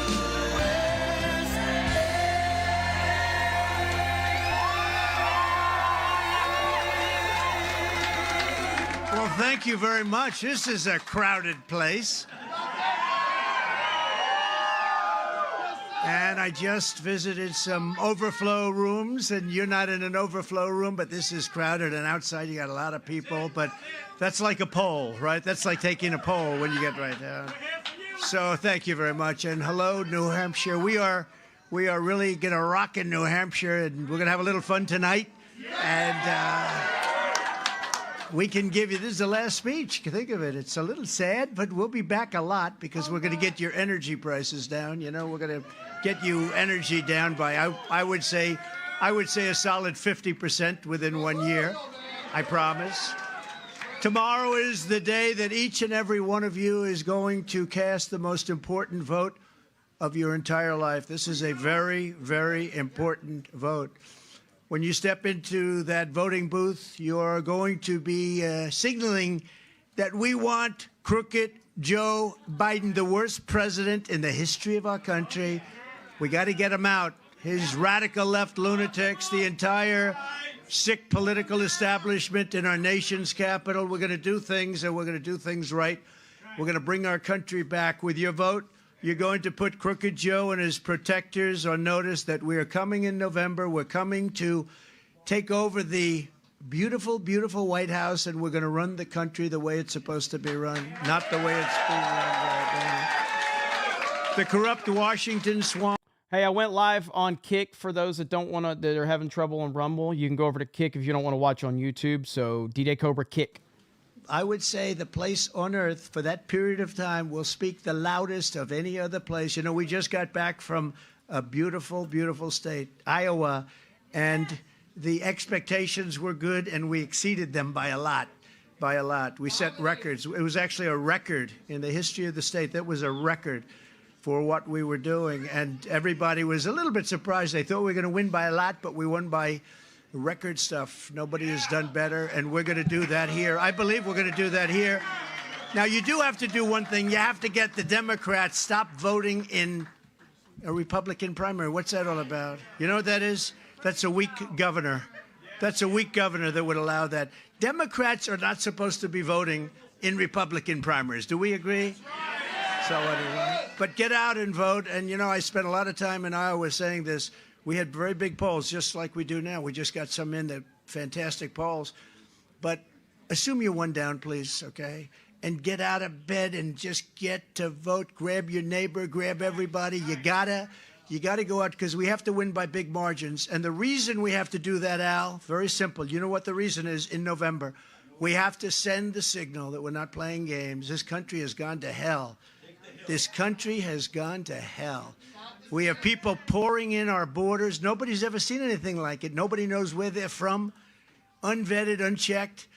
It's a terrible thing that's happening to our country, and you have to get out in numbers, even if you think we're going to win big, and I think we are, but you're going to have to show it, and we want to have that so that come November, we're going to be in a position where people are not, and we have to stop the cheating. We're going to stop the cheating. You know, the one way you know you win is when you swamp them. Not drain the swamp, build up the swamp in this case. Tomorrow we're going to win New Hampshire, and then we're going to defeat crooked Joe Biden, and we are going to make America great again. Okay? And thank you.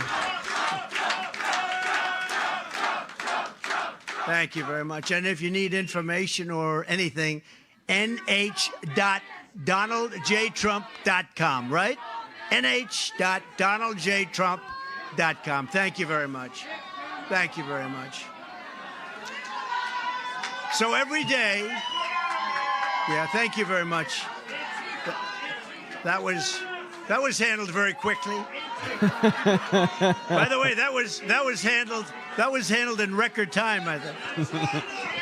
Thank you. Good job.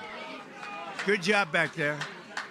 Thank you very much. Every day, the Republican Party is becoming more and more unified. Thank you very much. That was a good job. Boy, that was quick. That took about 9 seconds. Thank you.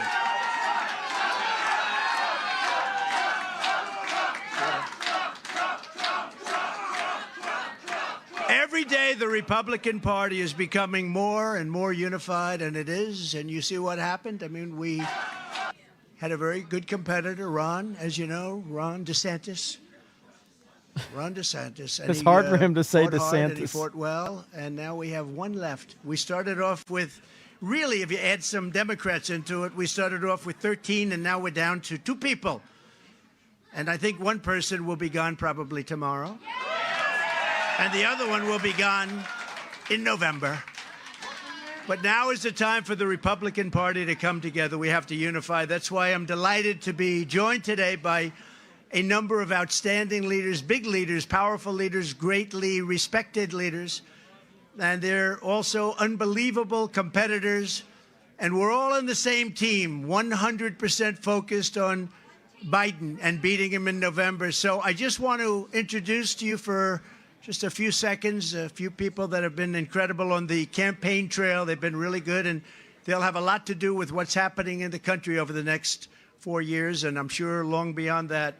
Vivek, please come here. Vivek Ramaswamy.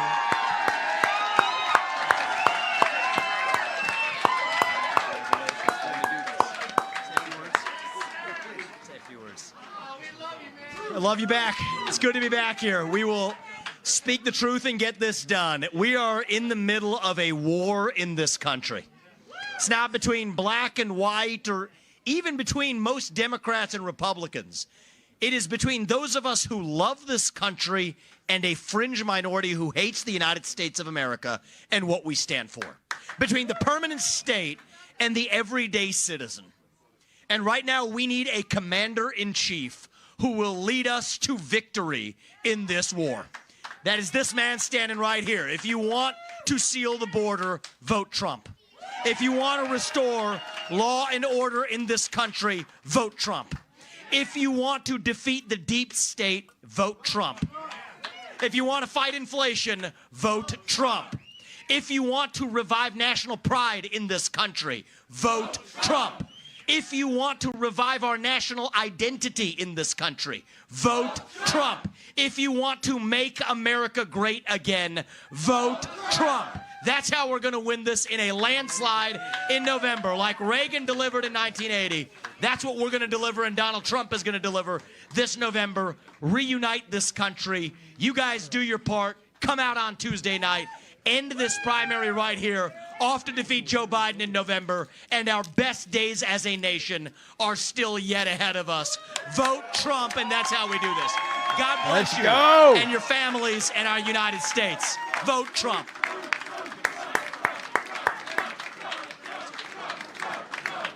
Thank you very much. Vivek, we love Hey. him. Dynamo. He's a dynamo. So one of the most respected governors, in the country, brilliant guy, made a lot of money, and then he said, let me run for office. We know about that. And he is truly from North Dakota and done really an incredible job. And he's a friend of mine, become a friend of mine, and a really good one. Doug Burgum. Doug. Hey, I just want to say I'm really happy that after his appearance on Friday Night Tights that we were able to get Vivek an appearance with Donald Trump. So that's what happens when you join Friday Night Tights. The next step is President Trump. Back in November 16, and the world changed because I've had an opportunity to serve under Joe Biden as president and Donald Trump. When Donald Trump was president, our nation was safe and our nation was prosperous.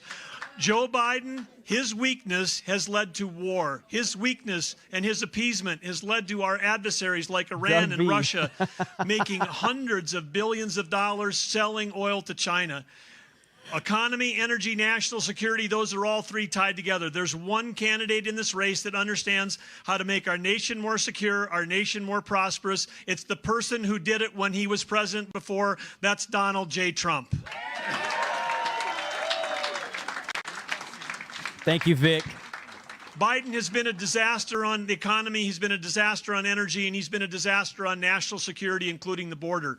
Under Donald J. Trump, our cities were safer, our country was safer, and we were absolutely economically better off than we are now. Joe Biden's energy policies are empowering our dictators, and they're hurting our economy. They're raising the prices of what you pay for gas in your car, food on your table, and energy to heat your homes.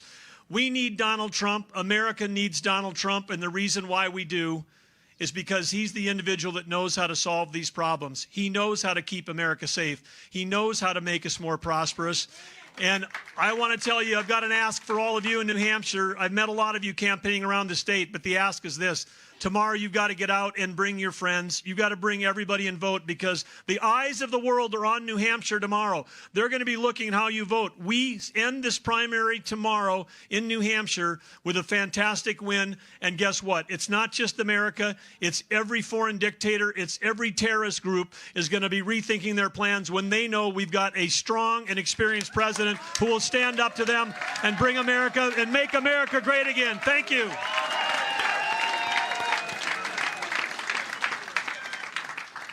Thank you very much, Doug. That was good. Hey, they did a very good job, didn't they? You'll be seeing a lot of them. And we have another one. Everybody knows him. And today was a big story, the biggest story out there. He's engaged to be married. We never thought this was going to happen. What's going on? A very, very fine person, a man that we work so closely and I work so closely with. He was in the Senate. He's been there now a long time, and one of the most respected people in all of Washington, Senator Tim Scott, South Carolina.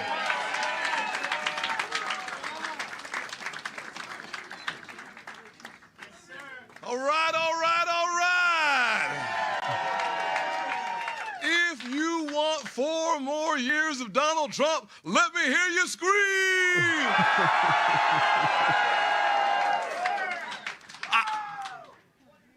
If you want the race to be over tomorrow, let me hear you scream. All right.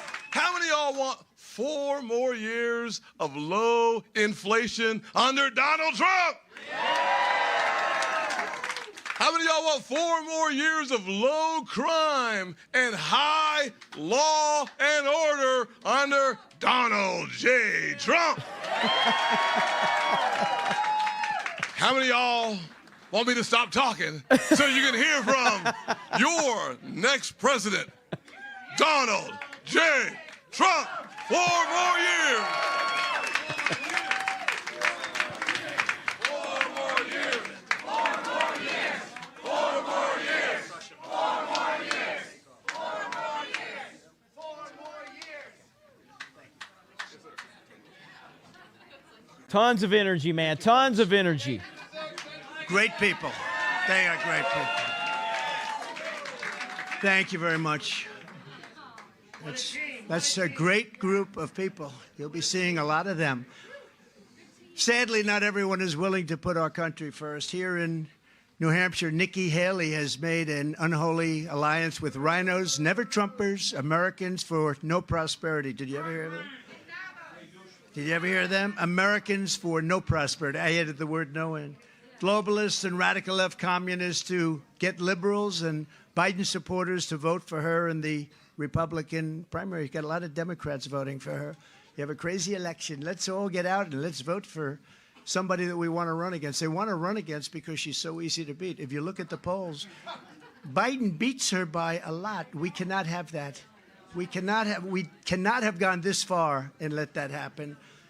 The people behind Nikki Haley are pro-amnesty, pro-China, pro-open borders, pro-war, pro-deep state, and pro-Biden. That's not too good. Rhino is right. Yeah, that's true. Thank you. Thank you, darling. Appreciate it. She just gave me a very good idea, actually. Our movement is pro-borders, pro-jobs, pro-freedom, and it's really something that's very, like, common sense. 100% pro-America. It's very simple. We are the party of common sense, and that's what we are. You know, we're conservative, we're this, we're that. Who cares? We're the party of it's all about common sense. It's about strong borders, low taxes, great education, few regulations, and we had it all. We've never had an economy in the history of our country, we never had an economy so good as it was just a few years ago. We never had a better border, a stronger border than we had. The radical left Democrats are supporting Nikki for one simple reason, because they know that she's very easy to beat. And you see that with the polls that just came out tonight. We're beating Biden by so much, probably get indicted 3 or 4 more times by tomorrow. They're going to indict. They're going to keep indicting, and it keeps driving my numbers up. I can't figure that one out. But I believe she's not electable. Nikki Haley wants to charge the working class a 23% national sales tax. Well, and you know that. She wants to raise Social Security retirement age by approximately 10 years. Is that right? That's what... Approximately. So you can labor until the day you die and then not collect a penny of the benefits that you really have earned and you've paid for. And if you're lucky enough to live past the retirement age of 75 under Nikki Haley's plan, and she wants to raise it, and remember this about now, she says, I would never do that, but politicians always go back to their first concept, to their first policy, to their first idea. They always do, and they'll go back to it. They'll go back to it as sure as you're standing here. And I'm sorry we got rid of the seats, but they didn't have enough room. And I heard we could have even done better, but the governor made it very difficult to get in. Does that make sense? Your governor? That's what the word is. Now, I don't imagine, because we have these rooms all over the place that are loaded up with people, but I hear they made it a little bit difficult. Nikki wants to oh, that's right, he's endorsing Nikki. You know, he ran for president, you know that. He just didn't have the courage. He didn't have the courage to announce it. He ran and ran and ran, and he was polling somewhere around Asa Hutchinson, or as I call him, Ada Hutchinson. Remember? Ada Hutchinson. So he was polling right around there. Then he decided not to run, if you looked at the poll numbers, but he never announced, didn't have the courage to announce. He wants to gut Medicare using the Paul Ryan, you talk about rhino, that's a rhino. That is a rhino. And it was a scheme that led to Democrat ads showing Granny being wheeled off the cliff, just being wheeled off the cliff. You remember that ad? That was not a great ad for us. With your vote for our campaign on Tuesday, so important, most important vote you're ever going to take or make. You can declare that the Republican Party is never going to go back to those days of weak establishment candidates who preach cutting Medicare and Social Security at home while they spend trillions and trillions of dollars on endless wars all over the place in countries that you've never even heard of and countries that don't want us. It's a terrible thing. We're never going back to the days of globalist rhinos who promise border security before the election, but do the bidding of their open borders and donors after the election. And we're never going back to any of the things that you see that are stupid things, very stupid things. They do very, very foolish things, costly and foolish, and so bad for our country. So if you want a losing candidate who puts America last, vote for Nikki Haley. But if you want a president who puts America first every single time, you're going to vote for Donald J. Trump, and you have to get out and vote. And as soon as I lift my hand from that beautiful Bible that we're going to use, a specific Bible, a very beautiful Bible, as your 47th president, and we're all in this together. You've been great from day one. You were so great in 2016. You were so great to me. Remember, we won by 21 points. We came in. They said, who the hell is that guy? And we won by 21 points. But I'll seal the border, and we'll shut down the invasion of our country, number one. That's the first thing. And we will almost simultaneously, I would say, let that have one day, right, Al? One day. But we will unleash American energy like I unleashed it before, except this time we're going to keep it going because they turned it off. We will terminate every diversity, equity, and inclusion program across the entire federal government. And I will instruct the heads of ICE and Border Patrol to begin the largest deportation program in American history. We have no choice because this is not sustainable. Our cities are being choked. This is not sustainable. 3 years ago, we had the most secure border in the history of our country. We built 561 miles of border wall and got Mexico to give us 28,000 free of charge. You think that was easy? Not easy. 28,000 soldiers we had guarding our border, and we had the best border numbers that we've ever had. We had the safest border in the history of our country, and all Biden had to do is go to the beach and relax, okay? He was there anyway, but he'd go to the beach and say, let's dismantle. We had something called Remain in Mexico. It all worked. It all worked, and it worked well. Under Biden, the USA has been turned into a dumping ground to the world, just a dumping ground. On day one, I will terminate every single open border policy that crooked Joe Biden and his administration have put onto our country. So sad. To stop the deadly drugs that are poisoning our people, I will deploy U.S. Navy to impose a full fentanyl blockade on the waters and the region where they're coming in through certain channels. They're coming overland. They're coming any way they want to come. 12 times more than came in 4 years ago. 12 times more. Drugs are pouring in. And by the way, you have two very bad distinctions. You're the highest energy per capita. You're the highest by far energy anywhere in the country, number one. And also, you're the worst in terms of drugs pouring in. You have more drugs in New Hampshire per capita than any other state by far. Where is your governor? Where is your governor? The drug cartels are waging war in America, and we will destroy the cartels. You have no choice. That's an army. That's an army. They're trying to destroy our country, and they will destroy our country. And I'll use Title 42 to end the child trafficking crisis by returning all trafficked children to their families in their home countries immediately. Nikki Haley will never secure the border or stop the fentanyl. I know her very well. She worked for me for a long time. People don't realize I put her there because I wanted to make Henry McMaster. It's true. Yeah, you're right. I wanted to make Henry McMaster the governor of South Carolina. We did that, and he has been one of the best governors in the country. Doug will tell you that. But killing thousands and thousands of people. Nikki opposed my border wall. She fought us on the border wall. She got out and she fought us on the border wall. She condemned my strong border policies. And in 2016, she stabbed the Republican Party in the back by siding with Barack Hussein Obama. Have you ever heard of him? Have you ever heard of the gentleman?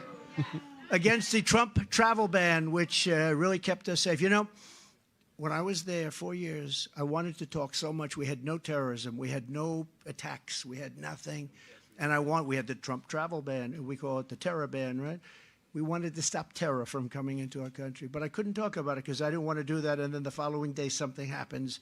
So I went 4 years keeping my mouth shut on that particular subject. But now I talk about it all the time. We had no attacks. We didn't have a World Trade Center. We didn't have the attacks like you've seen, and certainly that you see in other countries. And by the way, now we're getting involved again in the Middle East. Look what's happening.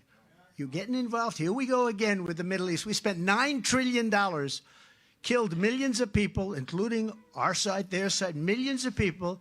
$9 trillion. You know what we got? Nothing. Nothing. You got death. You got blood. You got nothing. And we spent our blood and our treasure, as they say, our blood and our treasure. And our blood is more important than our treasure. And it's a shame. It's a shame.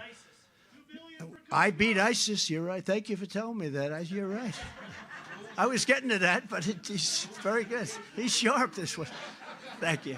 We did. We beat the hell out of ISIS. It was supposed to take 4 to 5 years. We got it done in 4 months, I'd say. 4 months. 100% of the ISIS caliphate. Biden and his thugs are desperate to stop us because we are the only ones, and they know that, who can stop them. And that's why they're weaponizing law enforcement and high-level election interference, the likes of which this country has never seen. We've never seen anything like what's happening with using the DOJ and the FBI to go after his political opponent. It's unbelievable. The good news is it's driven my poll numbers up. Someday we're going to have to write a book about this one. But people understand. And, you know, I have a voice. I have a big voice, so I can speak about it. I can talk about it. I can talk about when they want to indict you and arrest you for election integrity. And, you know, they're still fighting on the 2016 election, right? It's okay for them. They're fighting still. They're fighting on the 2016. Same things, except much worse than they accuse our patriots. All we want is an honest election. Because if you don't have honest elections and strong borders, you don't have a country. Joe Biden is truly a threat to democracy for two reasons. Number one, we just said part of it, but number two is he's incompetent. And that's probably the biggest threat that we have is his incompetence. This is only happening because we're leading big in the polls. If I didn't run, or if I wasn't leading by so much in the polls, but if I didn't run or if I was in number 4 place where they're not too worried, none of this would be happening. None of this would be happening.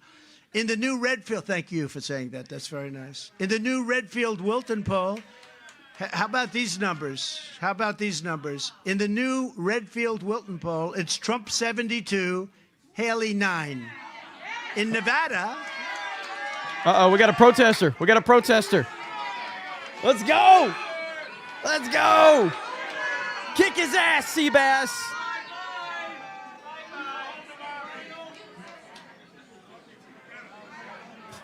These guys are...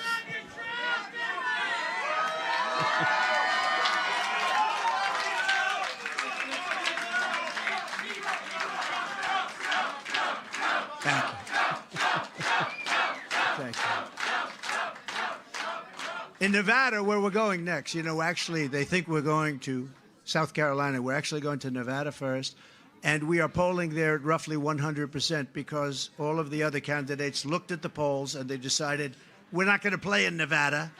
So we get 100% of that vote, but nobody wants to talk about that. Then we go to South Carolina, respected pollster Tony Fabrizio, very respected. He has us at 64-25. That's not bad. You know, we're running against a governor, having it pretty good. We're leading in New Hampshire by a lot, but we take nothing by a lot. You're going to see it. I don't have to talk about it too much. You're going to see it tomorrow. The numbers, in my opinion, will be higher than what you're even seeing. And you're seeing very big numbers, but you got to go and vote. You got to grab everybody. You got to go and vote. You can't sit back and say, oh, well, let's watch it on television. We need the margins. The margins are very important. We have to get out. We have to vote. We have to show them in November what's going on here because I don't think anybody understands. This is the single biggest political movement in history. It's called Make America Great Again. Joe Biden doesn't know. He says, we have to stop MAGA. But he doesn't know it means Make America Great Again. How do you say, we're stopping MAGA, we got to stop it? Make America Great Again, Joe. We're going to stop America first. We're also dominating crooked Joe Biden in the general election. We're up 8 points today, 8 points in the very, very good Rasmussen poll. And remember, 8 points is a lot because, you know, they have an automatic base of about 39. It's sort of interesting. The Democrats have a base of 39, and Joe is polling at 32. So how the hell do you do that? How do you poll less? But, you know, they do. They have the advantage of, because they have certain groups. I won't go into the groups, but I think some of those groups, like unions, are going to be with us. I believe a lot of them are going to be with us.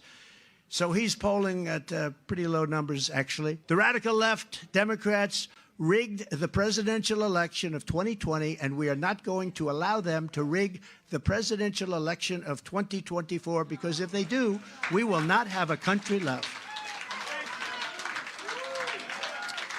And, you know, I was thinking about the other day, I don't think I've said this before, I was thinking about this. If they didn't illegally mess with me, you've been watching it all this time, Russia, Russia, Russia hoax, all hoaxes.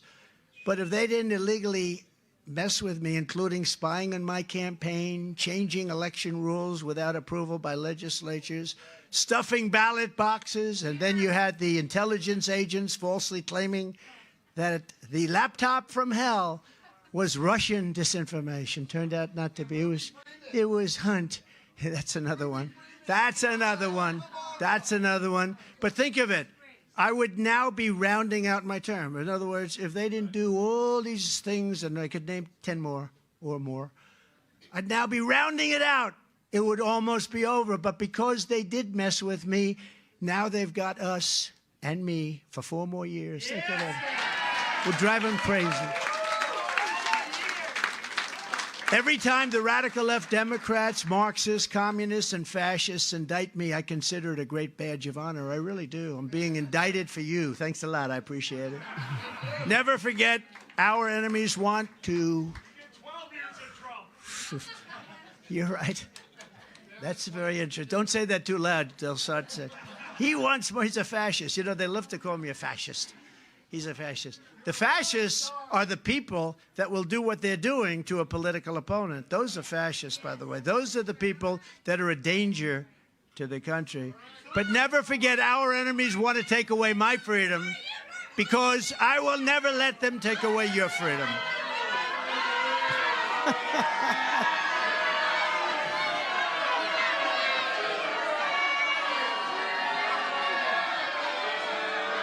Get him! Drown him out, baby! Let's go!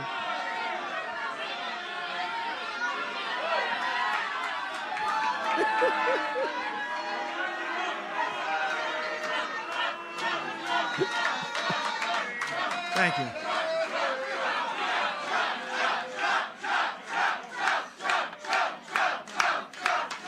That's how you Thank got you to very treat much. spammers in the chat. You just got to going home to overwhelm Mom. them.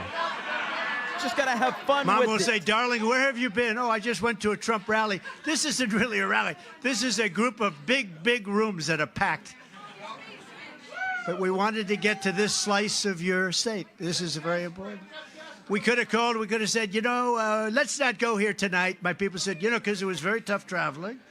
I said, there's no way I'm not coming here. We're going to get all these beautiful people. They want to silence me because I will never silence you. Remember this, they want to silence me so badly. They have worked, do whatever, but I will never let them. Think of this. I will never let them silence you. They want to silence you. They really don't care about me. They want to silence you. In the end, they're not after me. They're after you, and I'm just standing in their way. I just happen to be standing in their way. I want to, if I might for a second, we have incredible patriots. We have great people in the party, and you have great people in the other party, too. Not too many of them. But I want to introduce just a few, if I could. A young star. He's going to get bigger and stronger and better, and you can't get much better than he is right now. Congressman Byron Donalds, a friend of mine.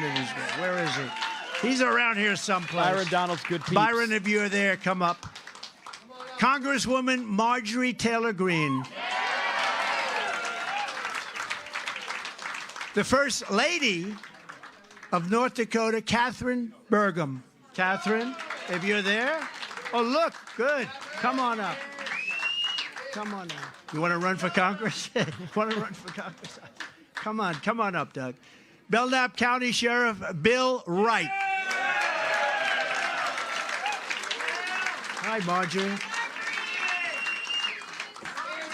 She's gonna be running for something, I think, Marjorie. We love Marjorie, right? Where is the sheriff? He's around here. He's coming in. Belknap County Commissioner Peter Spanos.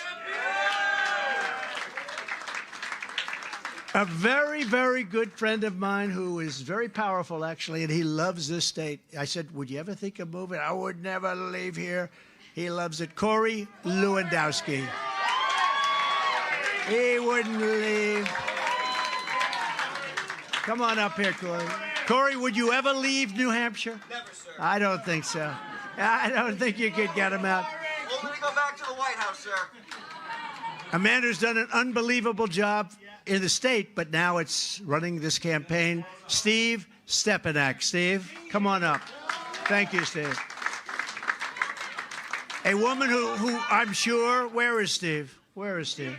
Come on up here. Come on up here.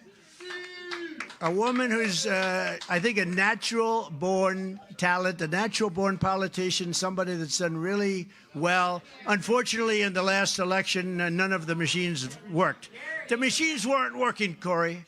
The Republicans went up to vote, and none of the machines were working. This was not good. But, of course, they said, well, this was just the way it goes. You know, thousands of people were not allowed to vote. But she's a great person, and she's going to be a U.S. Senator very soon. Carrie Lake. Carrie. And my son, Don, did he do a good job today? Did he do a good job? Well, I want to just thank you. Hey, where's Steve? Steve, would you say a couple of words, please? Because you have been so great. This man works so hard. And I think we'll know by tomorrow evening, but I think it's going to pay off, Steve, because I'm hearing record-type numbers. Please say a few words. Thank you. What are we going to do tomorrow? And who are we going to vote for? You better believe it. And we're going to, every single one of you, your parents, your friends, your co-workers, I want every single one of them at the polls in record numbers voting for Donald J. Trump.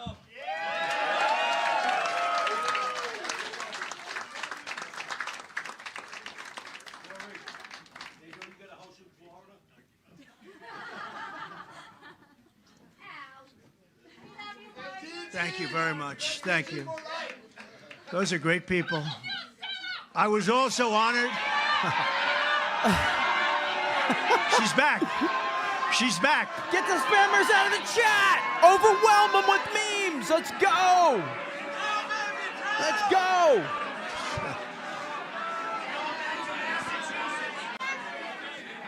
Thank you very much.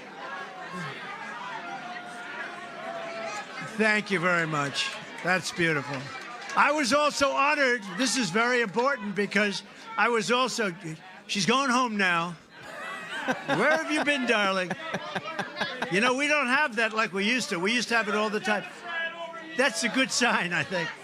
I was also honored to be endorsed today by the United States Federation of Police Officers, the largest law enforcement union in New England. And I want to ask Jerry Flynn, please, if you would. Come up, Jerry. Could you come up? Jerry has been great, and Tom Daly is here someplace. Tom is a powerful man. Come here, man. I'll be real quick, but in 2008 to 2016, there was what was created by Barack Obama and Joe Biden called the war on cops. It was the worst time for a professional police officer in the history of law enforcement. 2016, Donald J. Trump became the law enforcement president, and we had 4 great years with him, and we need those 4 years back.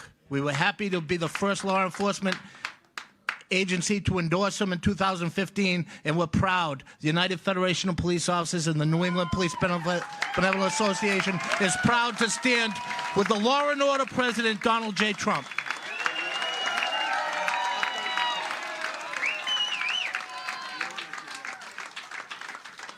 What a group of great people, and we are respecting our police, our law enforcement people. They keep us safe, and they've done a great job. They've been told not to, in many cases, do a great job, but they're going to start doing. We're going to give them indemnification so they don't have problems when they get a little bit tougher than some people would think is necessary. It's got to be necessary. You got to stop crime in these cities, these Democrat-run cities. It's just horrible what's happening. Today, we're also very grateful to be endorsed by one of the nation's largest Catholic advocacy groups, Catholic Vote. It's called Catholic Vote. And I just want to thank them. They are incredible. Now, I don't know what it is with Catholics, but the FBI is going after Catholics. Why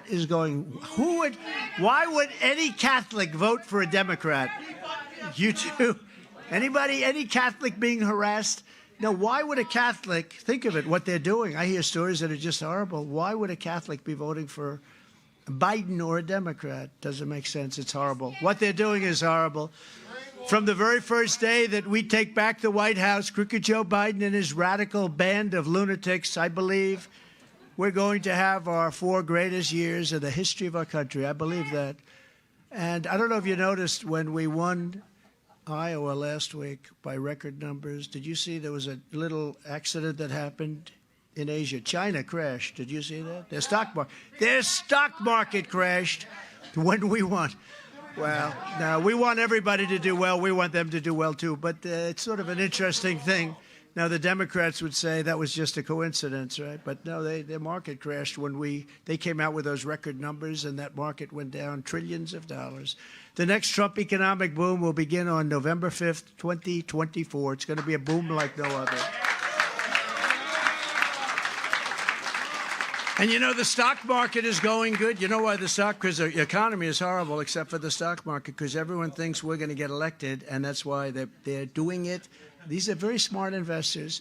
If they see a bad poll, you're going to see some bad numbers. Or if you see a bad result tomorrow, you're going to see some very bad numbers. But they're running on the fumes of what we did in every way, including oil. We produced things that nobody ever thought possible. But the day after the election, they're going to turn it all off. You watch.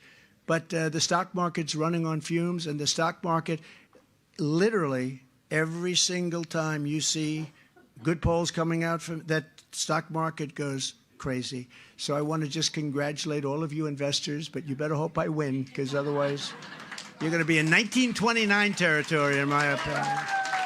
And we're going to bring America together through success. You know, we're going to bring the country together through success. Success is going to be the way it happens. That was happening until COVID came in, a couple of years, 2.5 years. We had the greatest, and even after, I mean, you look at the numbers, we had the greatest numbers in history for those 4 years. But until COVID came in, nobody's ever seen anything like it. Better than any country at any time, ever.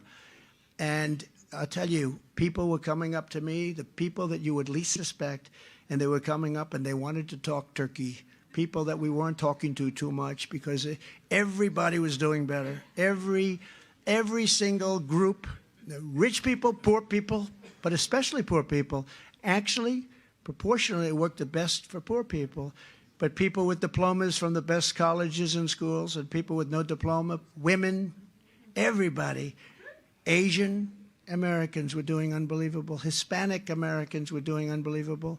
African Americans were doing, everybody was doing, and people were talking, and it was success. And when they ask me, can we ever bring our country together? I say, yes, we can, with success. We get that success back, and we're going to be bringing our country together like you wouldn't believe it actually could. Even me, I was so surprised. I was getting calls from people that you would not suspect would be calling. And everybody got a piece of that action, and it was a beautiful thing to see. We had gas prices at $1.87 a gallon with no inflation. We didn't have inflation wiping you out. Inflation is called a country buster. It busts countries. It breaks up countries.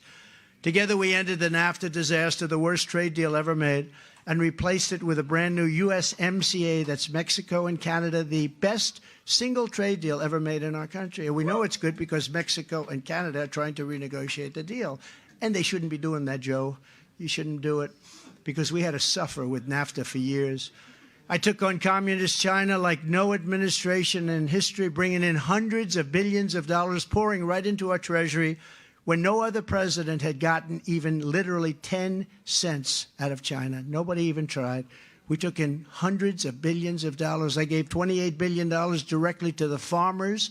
And in your case, we gave it also to the New England lobstermen and fishermen. Any fishermen here?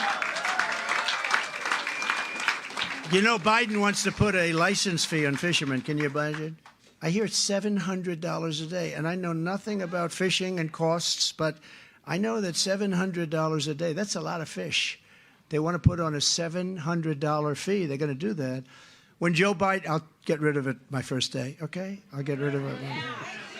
When Joe Biden took office, he immediately canceled the Keystone XL pipeline that I had approved. I proved it. It was all being built. Waged war on American energy and launched the Green New Scam. It's the Green New Deal. We call it the Green New Scam because it is a scam, triggering runaway. Did you see Kerry left? Kerry goes over to China to lecture them about the environment. They take his meeting, they have lunch, he goes, and then they laugh at him as he's walking out. They don't do anything. And their dust blows right over with the winds, just happens that way. It blows right over the middle of our country and actually up the West Coast. Their garbage comes right along, goes right down the Pacific, right alongside of Los Angeles. We end up picking up their garbage. How stupid are we? But it's triggering runaway inflation and sending the cost of energy right through the roof. And again, remember I said this. You have the highest cost of energy of any state in the union. We're going to cut your costs within 1 year down to half. And I have a friend over here who's going to keep me to that, because there's no reason that New Hampshire should be paying the highest. You're higher than anybody else, including in New England. You're higher than any other state. If we don't win this election, Biden will stop all the drilling and all the things that we got started, and prices will go up like you won't believe. It's going to happen if they win, and we can't let them win. And the only way they're going to win, in my opinion, is if they cheat, because I don't believe there's any way. You look at these crowds where they're filling up every room, and all over the building we have people. And then outside we have hundreds of people. They can't get in. This was supposed to be just a little quick stop. It's like crazy. Already Biden is blocking approval for new facilities to export American natural gas. He's blocking it. He doesn't want them to build it. At a time when we're sitting on trillions of dollars of wealth, I call it liquid gold, right? That could help us pay off the debt. You know, we have $35 trillion in debt. Reduce taxes further. I gave you the biggest we got the biggest tax cut in the history of our country, bigger than the Reagan tax cut. And protect the security of ourselves and our allies. Biden wants to turn off the spigot. He just doesn't want it to happen. I don't know if it's him. I'm not sure he has any idea what the hell's going on. The guy can't put two sentences together. And, you know, I never spoke to him about him like this. I speak to him. It's very derogatory what I say, because you know what he did? He indicted me. I mean, I've been indicted. I've been indicted more than Al Capone. See that guy, how tough he is? Look at him with a big red hat on. He's a tough guy. If Al Capone ever took you out to dinner and he didn't like your smile, he would kill you before morning, okay? And he got indicted less than me. That's not right.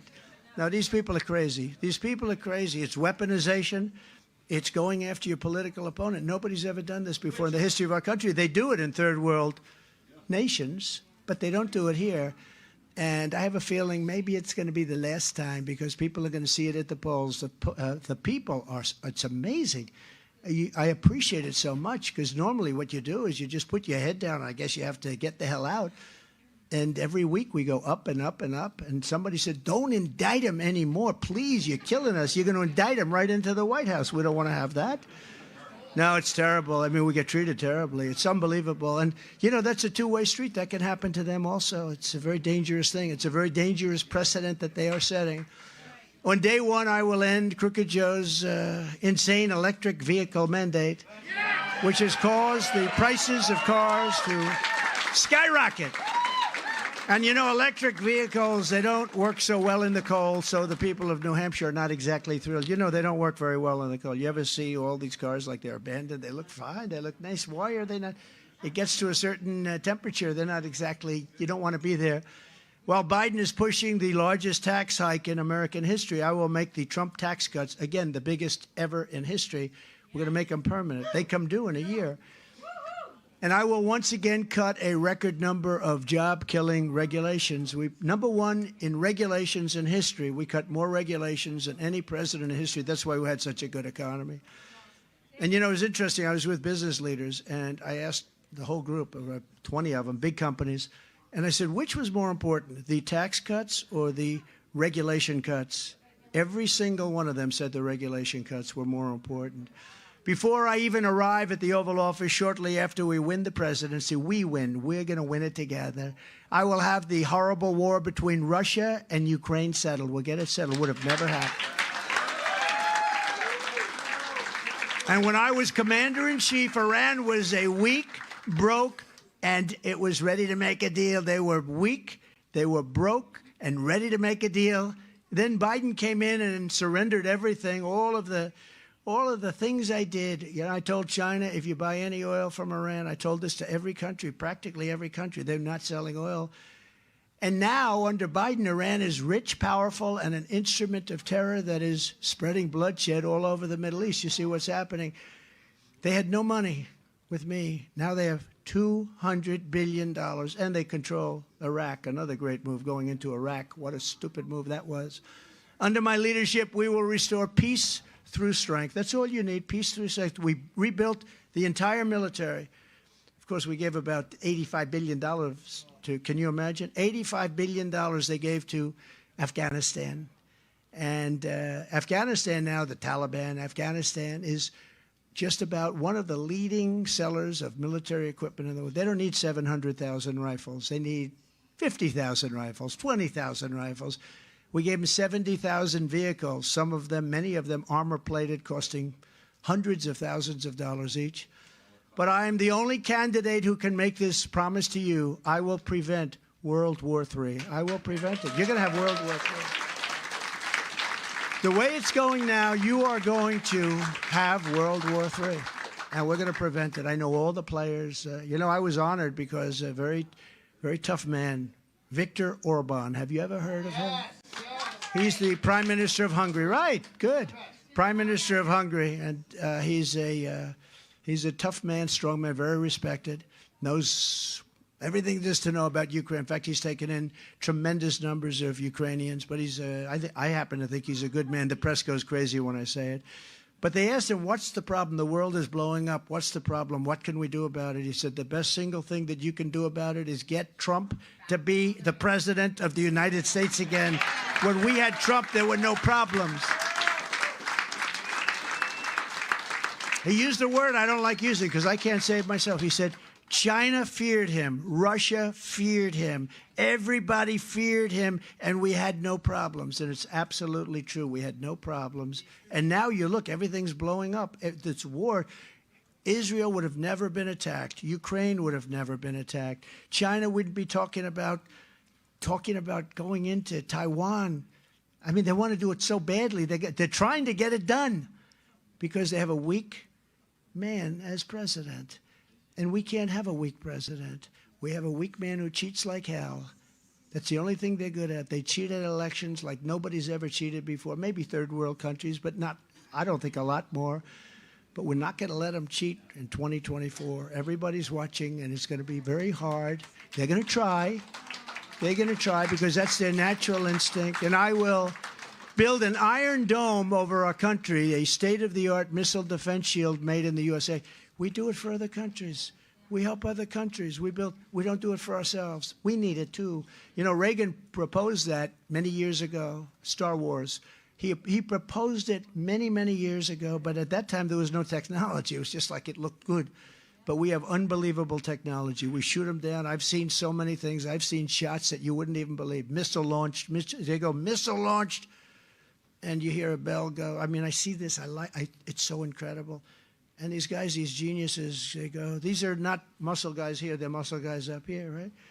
And they calmly walk to a seat, ding, ding, ding, ding, ding, ding. They've only got 17 seconds to figure this whole thing out, right? Boom. Okay, missile launch, pshing, boom. It's the most and we don't have it here, but we help other countries in having it. No, we're going to have the greatest Iron Dome, let's call it Iron Dome, anywhere in the world, and it's going to be manufactured.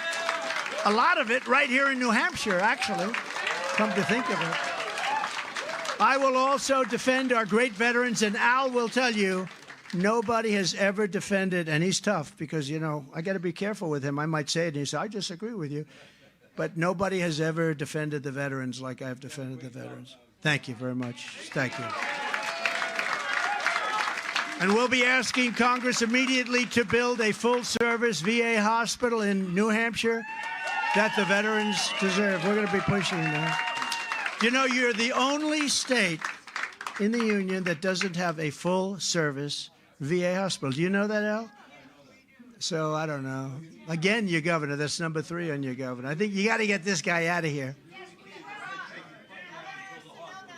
Right. We're going to get it built, Al. We're going to get it built. He'll be after me to get it built. He doesn't stop, I can tell you that. And he's a good man too. I'll direct a completely overhauled DOJ to investigate every radical, out-of-control prosecutor in America for their illegal, racist, and reverse enforcement of the law. And I'm also going to indemnify all police officers and law enforcement officers throughout the whole United States to protect them from being destroyed by the radical left for taking strong actions on crime. They're not allowed to do anything. They took away their power, and then they get sued. They say you have to hire your own lawyer. You believe that one? They have to hire, some cases. Hire your own lawyer. That doesn't work out too well. We're going to give them indemnification so they can take care of the crime situation. We're going to rebuild our cities into beacons of hope and safety and beauty, and better than ever before. Our cities are going to hell. Our great, beautiful cities are crime-ridden, horrible places. And we're going to change that. We're going to be strong, so strong on crime, and we're going to rebuild our cities. We're going to fix up the roads and the avenues. We're going to rebuild our cities better than they've ever been before, and we are going to be very tough on crime. We'll take over the horribly run capital of our nation, Washington, D.C. It's a mess, and clean up and renovate and rebuild our capital city so that it's no longer a nightmare of murder and crime, but rather it'll become the most beautiful capital. Anywhere in the world, we have a capital where people come in, foreign dignitaries come in, and they're riding over garbage, and the roads are bad, and the median is bad in between roads. You know, the median that's always falling over, the metal crap that somebody got a lot of money for that stuff. You put it up 2 days later, it's all busted up. But this is stuff that's old, broken, the roads are broken, and you're riding over garbage, and you're riding over just absolute garbage, beer cans that have been there a long time. I know how long, you can tell very easily. And these are people coming into this capital, the capital of our country, and you look at the parks, they're riddled with tents. Homeless are living there. We have to take care of our homeless, but you can't let them do that. When I was president, if I saw 2 tents forming, I'd say you have to get them out fast right away, because once you have 2, you have 3, you have 4, they build up so fast. On day 1, I will sign a new executive order to cut federal funding for any school pushing critical race theory, transgender insanity, and other inappropriate racial, sexual, or political content on our schools. And I will not give 1 penny to any school that has a vaccine mandate or a mask mandate. And something that I can't believe, but I have to say it because this is where they seem to want to go, the radical left, I will keep men out of women's sports, okay? Do you believe it? And as I did better than anybody else, and it's not easy, I will fully uphold the Second Amendment. We will fully uphold. And this I do for Vivek, because he's very big into it. I happen to agree with him, but he said, could you mention this? I will never. He said, I love Vivek. I love him too now. I didn't love him when he was running, but I like him now. It's amazing the way you can like somebody when you win, right? But Vivek is great. He's really great. But he wanted this, and I'll give him full credit for it. It's very important, actually. I will never allow the creation of a central bank digital currency. And we will protect innocent life, and we will restore free speech, and I will secure our elections, and our goal will be one-day voting with paper ballots and a thing called voter ID. Voter ID. But until then, Republicans must win. We have to win. If you took the worst 10 presidents, let's say the worst. I used to say 5, remember? A few months ago. Then I said 5. If you took the worst 10 presidents in the history of our country, think of it, the worst 10, and you added them up, they would not have done near the destruction to the U.S., to the United States that we love so much, as Joe Biden and the Biden administration have done. Look at what they've done. Look at the Afghanistan embarrassment, the worst ever in the history, the most embarrassing moment, I believe, in the history of our country. But look at the border. Look at the border. The border is like a sieve. It's an open wound. What we're allowing to come into our country, they're coming from all over the world. It's not just from the 4 countries that we know and love and we've dealt with pretty unsuccessfully. They're coming from all over. They're coming from Africa. Last night, 2 nights ago, they had 20 people from the Congo, and they were, where do you come from? They come from prisons, because prisons are being emptied out all over the world, and they're coming into not just in South America, that would be bad, but they're being emptied out from all over the world. In Asia, they're coming from Asia. How about China? 28,000 Chinese, and they're between the ages of 18 and 25. Those are fighting ages, right? Those are fighting ages. What's that all about? They're coming from the Middle East. They're coming from Yemen. We're bombing Yemen, and we have their people coming here, but they're all men, very few women. I hate to say that, but they're very few women, and they're of fighting age, 18 to 25. That's called prime time, and they're coming from all over the world, and we're like a dumping ground for the rest of the world.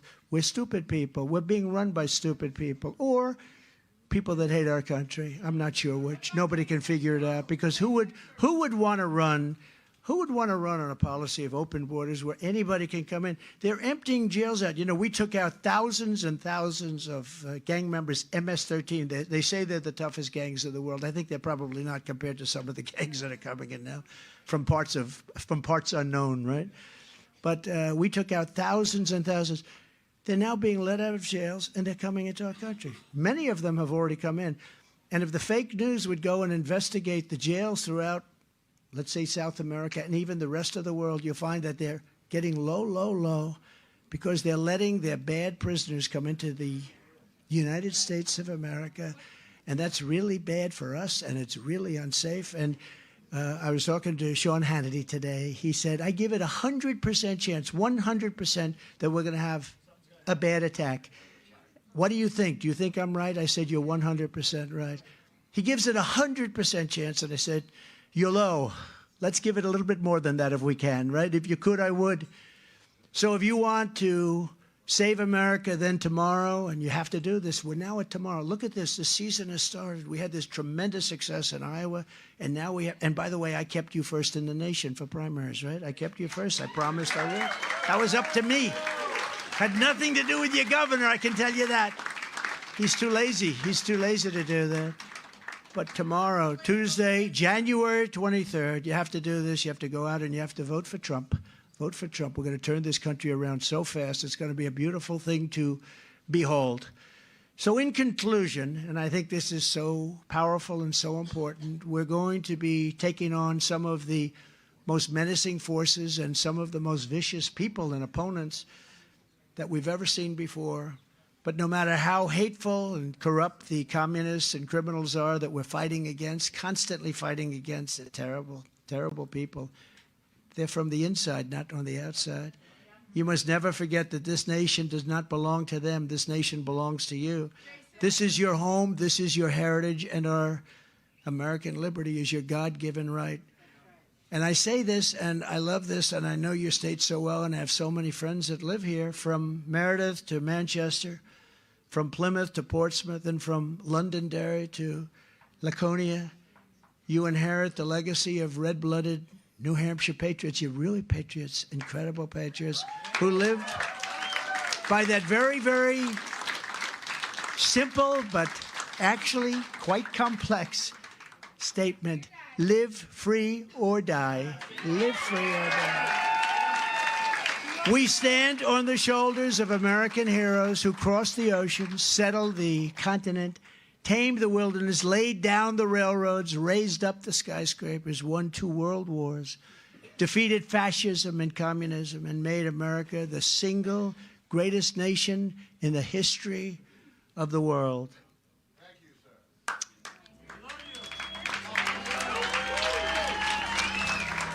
Oh, is he bringing the music back now? Yep, he's bringing the music back. Where we go, what we go,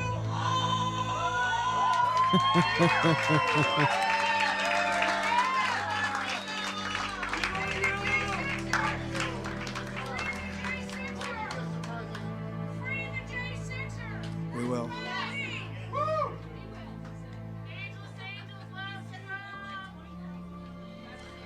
But now we are a nation in decline. We are a failing nation. We are a nation that has the highest inflation in 50 years, where banks are collapsing and interest rates are skyrocketing. Likewise, we are a nation where energy costs have reached the highest levels in our history. We are no longer energy independent or energy dominant as we were just a few short years ago. We are a nation that is begging Venezuela and others for oil. Please, please, please, says Joe Biden. Yet we have more liquid gold under our feet than any other country anywhere in the world.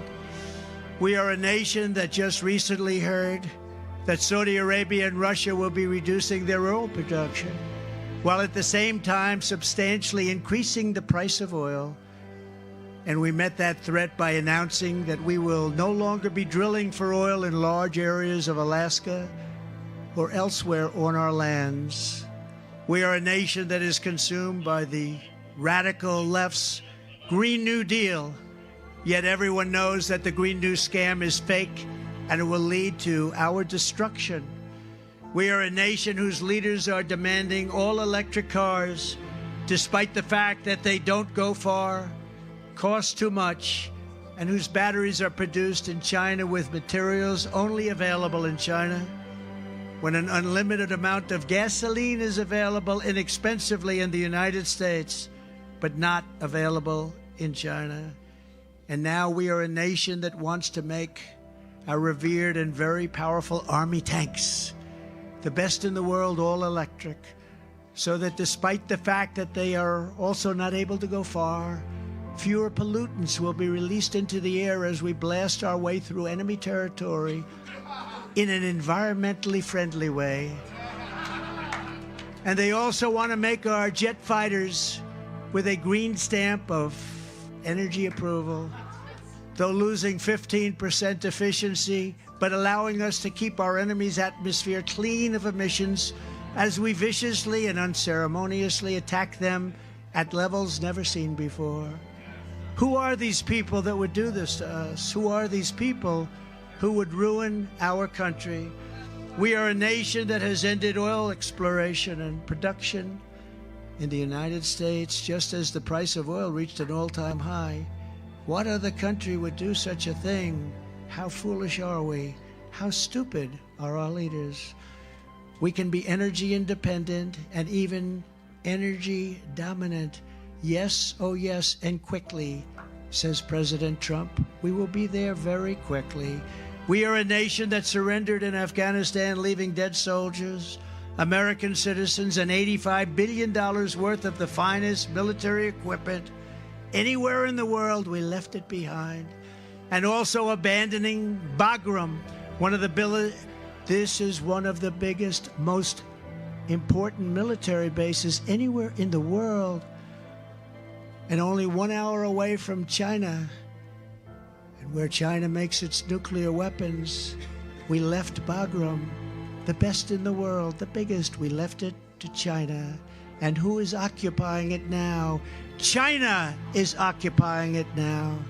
And we are a nation that allowed Russia and Ukraine to fight, killing hundreds of thousands of people, and it will only get worse. It would never have happened with me as your president, and for 4 straight years, it didn't happen.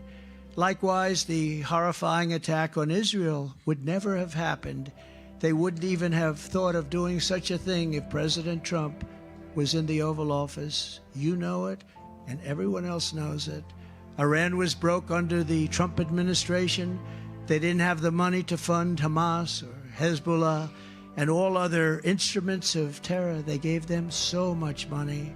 But those sanctions that I put on were lifted by a corrupt Biden administration, and now Iran is a rich country with $200 billion and another $6 billion for hostages that they just got, and $10 billion for electricity that they sent to Iraq, all compliments of an incompetent Biden administration.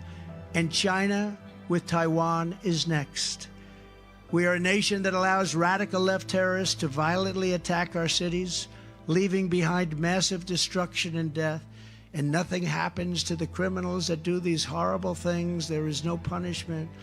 But when people who love our country protest on January 6th in Washington, they become hostages, unfairly imprisoned for long periods of time. We are a third world nation that has weaponized its law enforcement against the opposing political party like never before. We've got a federal Bureau of Investigation that won't allow bad election-changing facts to be presented to the public, and which offers $1 million to a writer of fiction about Donald Trump to lie and say it was fact, where Hunter Biden's laptop from hell was Russian disinformation, and the FBI knew it wasn't, but 51 intelligence agents said it was. And a Department of Justice that refuses to investigate egregious acts of voting irregularities and fraud. And we have a man who is totally corrupt and the worst president in the history of our country, who is cognitively impaired and in no condition to lead, and is now in charge of dealing with Russia and China in possible nuclear war, and he has no idea what he's doing.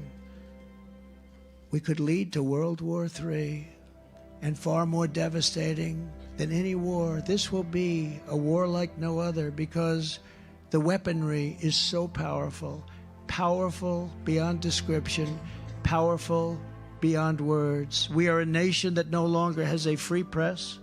Fake news is all you get, and they are indeed the enemy of the people. They refuse to discuss the Biden crime family but enjoy covering the false indictments of Donald J. Trump, who has done nothing wrong except win an election that he wasn't expected to win.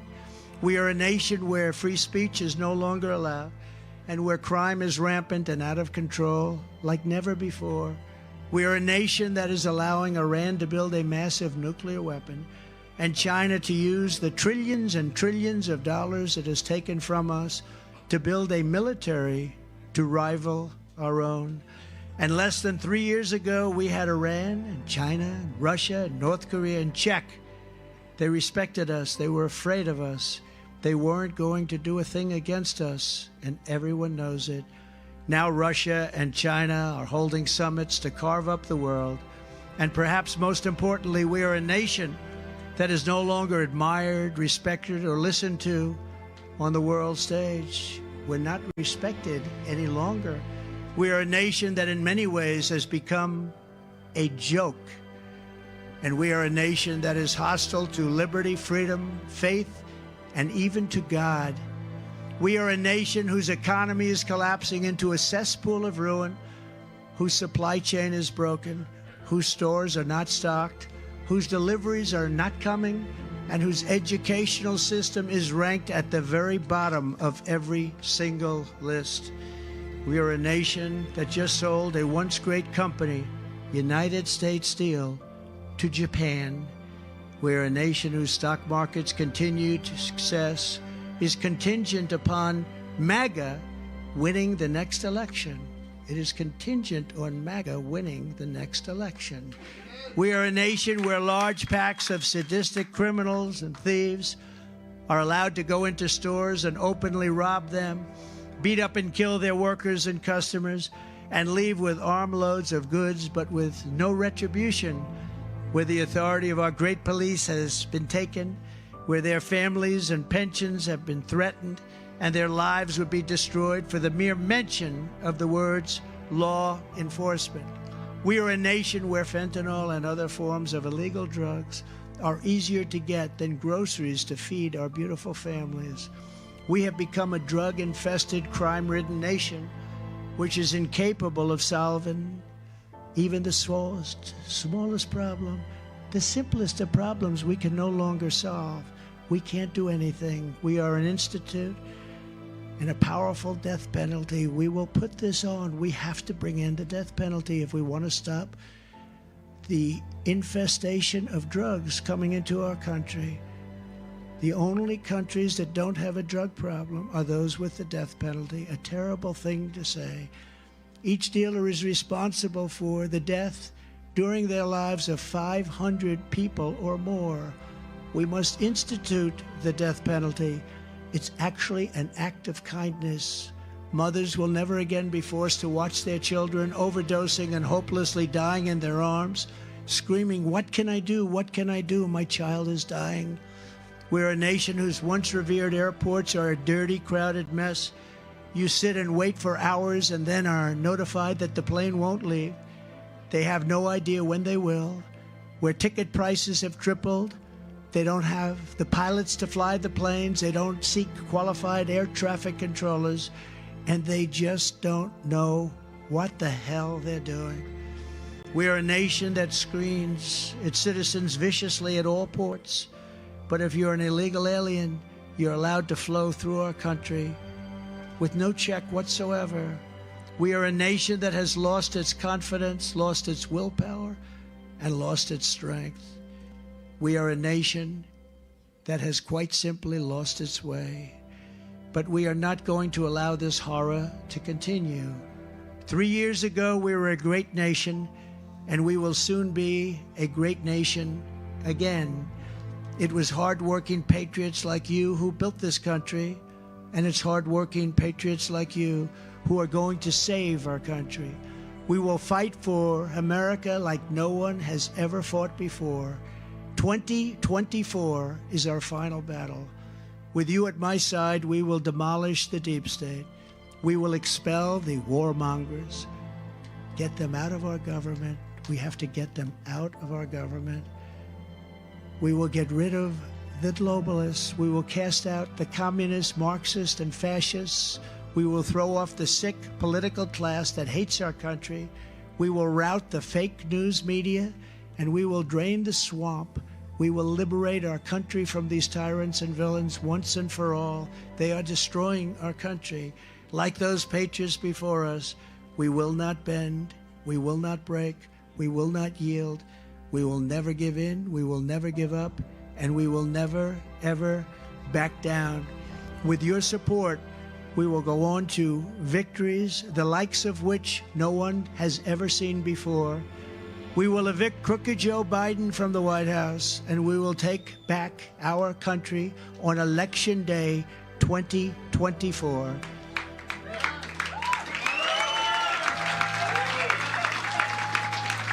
The great silent majority is rising like never before, and under our leadership, the forgotten man and woman will be forgotten no longer. We are one movement, the greatest movement in the history of our country. One people, one family, and one glorious nation under God. And together we will make America powerful again. We will make America wealthy again. We will make America strong again. We will make America proud again. We will make America safe again. And we will make America great again. Thank you, New Hampshire. God bless you all. God bless you all. Thank you. Go out and vote. Thank you very much. Appreciate it. Thank you.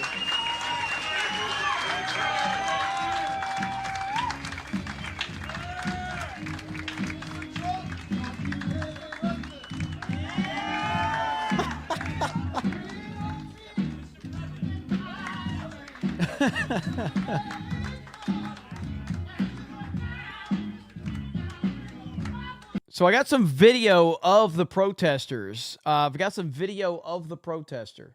So you got to give me a minute. I got to find it. But they actually look like they got tackled. I wasn't able to watch the whole thing because I was obviously watching that. But let me see if I can pull this up. So we've got video of the protesters. And all right, right here. So this is video. Let me see. Right here. Here we go. Watch this. Watch this.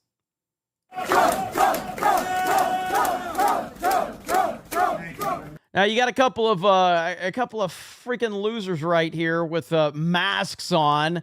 Clearly not Trump supporters. Clearly not Trump supporters wearing masks indoors. If you're at a Trump rally and you see people wearing masks, there's a high probability they are not Trump supporters. All right? And if you need information or anything, You stole millions! You stole millions! You stole millions! You stole millions! You stole millions! No! Keep your heads to yourself! Keep your heads to yourself! Hey, sir! Sir, that's my jacket!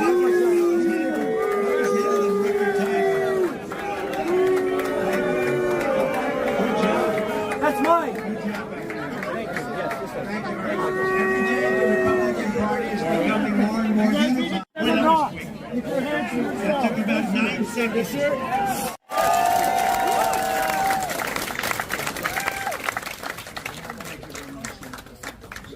Hey, they did a very good job. Oh, yeah. You'll be seeing a lot of them, and we have another one. Everybody knows him, and today was a big story, the biggest story out there.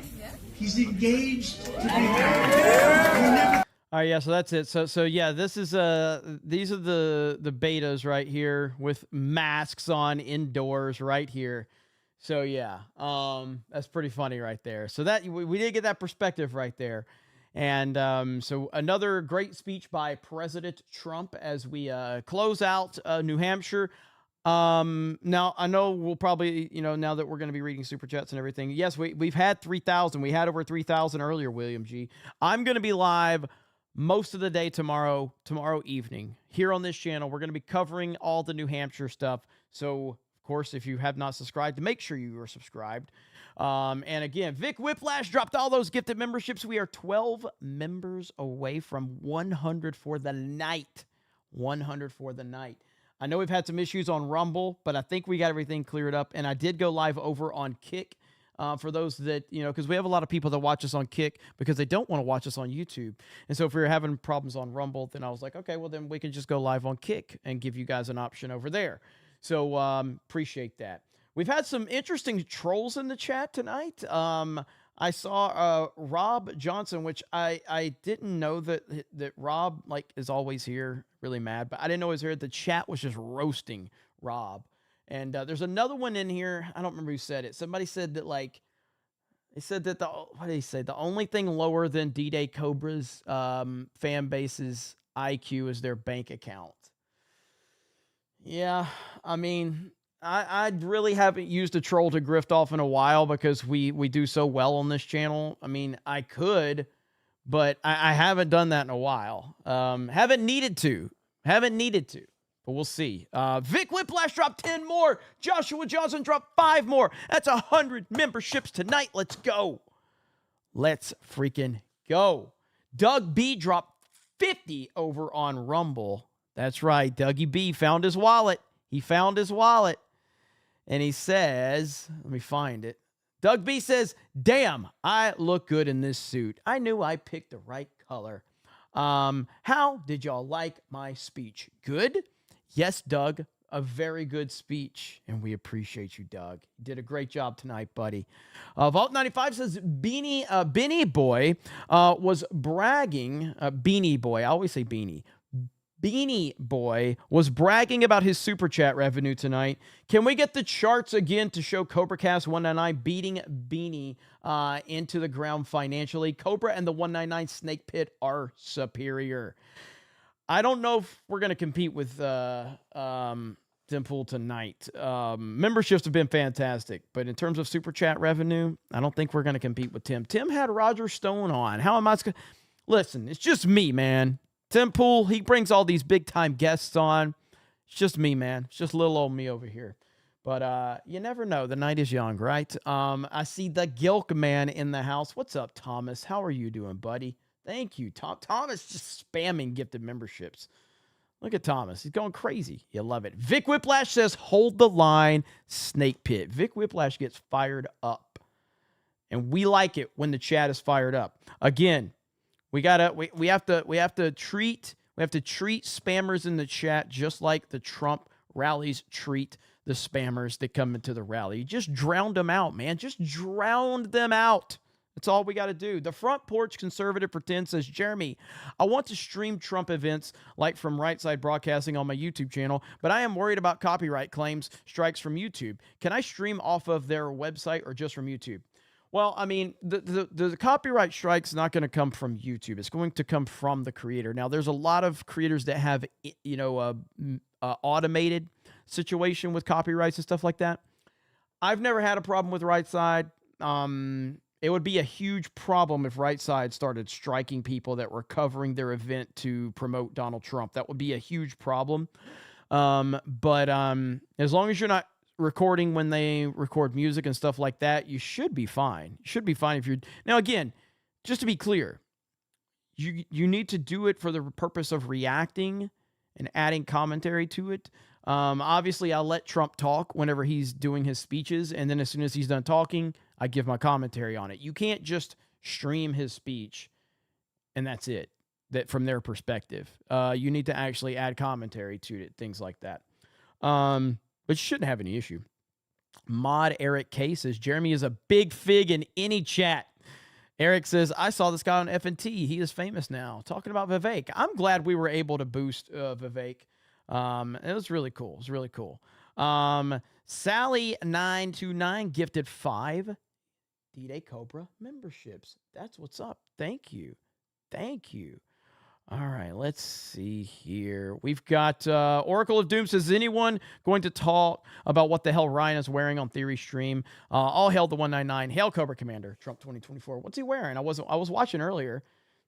Did he put the Pharaoh hat on or something? Patrick Baines says, I worry Trump will get JFK'd if he is a threat to them. Yeah, I mean, Alex Jones has brought that up many times. Chris Bolt says, there are only 45 presidents. I don't recognize liars, frauds, and thieves as presidents. Fuck Joe Biden. Hey, I'm with you on that. Lying Dogface Pony Soldier gifted a membership. Thank you, 50 Shades of Grayson. More like Nude Hampshire. Am I right, guys? Judy says, thank you for all of the CobraCast 199 live streams. Hey, thank you guys for tuning in. We've broken 2,000 live concurrent viewers every single stream in 2024. I'm hoping we can keep that trend up. CobraCast is growing. I appreciate it. I'm very thankful for this channel and this show and for all of you. So I really appreciate it. Eheb says he called Vivek out first. Vivek is definitely a high cabinet, definitely a high cabinet position. Honestly, man, the more Vivek is out there campaigning with Trump, again, as I said, do I think Vivek is a qualified person to be VP? 1,000%. Do I still need to warm up to him, to trust him a little more? Yes, I do. But I'm liking Vivek the more and more I see him with Trump at these rallies. Vic Whiplash with those 10 gifties. Thank you. Osmora199 with 5 gifted memberships. Vic Whiplash with 10 more. The 7th C with 10 gifted memberships. Thank you. Flag Ninja says Tim Scott for Secretary of Hype Men. Let's see. Bikoko says, what's with all the Beardo videos on Sports Wars? Is it a Beardo channel now? I subbed to that channel because I'm a fan of Ryan. Beardo ain't it. Well, I mean, it's a Sports Wars channel is a Geeks and Gamers sports channel. So obviously Ryan has kind of been the guy that's been driving that channel, but we want to step up more personalities over there for sure. But so it's just like with Geeks and Gamers. When I grew Geeks and Gamers, and then everybody subbed to Geeks and Gamers for me, and then I started putting new people on the channel. Some people are like, well, I didn't sub for anybody else. I'm only here for Jeremy. So I totally get it. I totally understand. Vaughn Rum says, someone tell Trump to make a campaign promise that if he wins, he will fire Iger and Kennedy. If Obama can fire the GM CEO, Trump can eliminate Kathleen Kennedy. That'd win him the election right there. That'd win him the election. Flag Ninja says Trump gets my vote because I'll never forgive Biden for the Afghanistan withdrawal. Absolutely. The 7th C. Holy crap. Just dropped a proper 199. A proper 199. Holy crap. The 7th C after gifting 10 memberships. Now you're dropping a proper 199.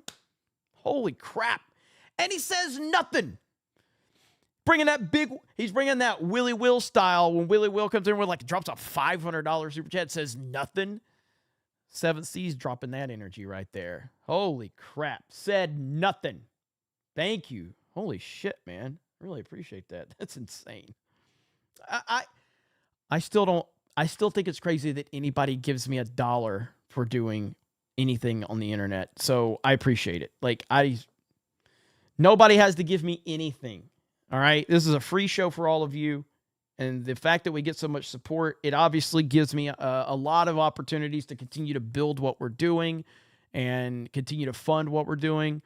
And I'm just humbled and honored that anybody gives a damn to listen to anything I have to say, because I am retarded. Gregory says, I would love to see Vivek be a guest on CobraCast 199. You know, you never know. We didn't plan on him showing up on Friday Night Tights, so we'll see. Again, Malcolm will be here tomorrow with me, and Malcolm's got a pretty good connection with Vivek, so we'll see what happens. We got to make that snake pit rise up tomorrow. We got to show hype in the chat. We got to get people, I'll put a tweet out there, say, hey, Vivek, the snake pit's inviting you on. So we'll see. Let's see. Mikhail Kalk. I know it's Michael Kalk. I like that Terry Crews wrestling guy Trump head on. Charles Devane says, "Hail Trump. Hey Jeremy, when are you going to have Vivek or Malcolm Flex on CobraCast? How? Let's see. No, you don't like having guests, but would you have them? Yeah. So Malcolm will be on tomorrow, actually, to answer your question. So Malcolm will be on tomorrow with me, hanging out here during the New Hampshire primaries. DJ Fitzy says they need an air horn for every one of that. Cindy says, happy anniversary, President Trump and the First Lady Melania. Thanks for sharing all the MAGA love, Jeremy. We are the 199. Hey, thank you. And congratulations to the President and the First Lady. Procatron says the demons are manifesting tonight.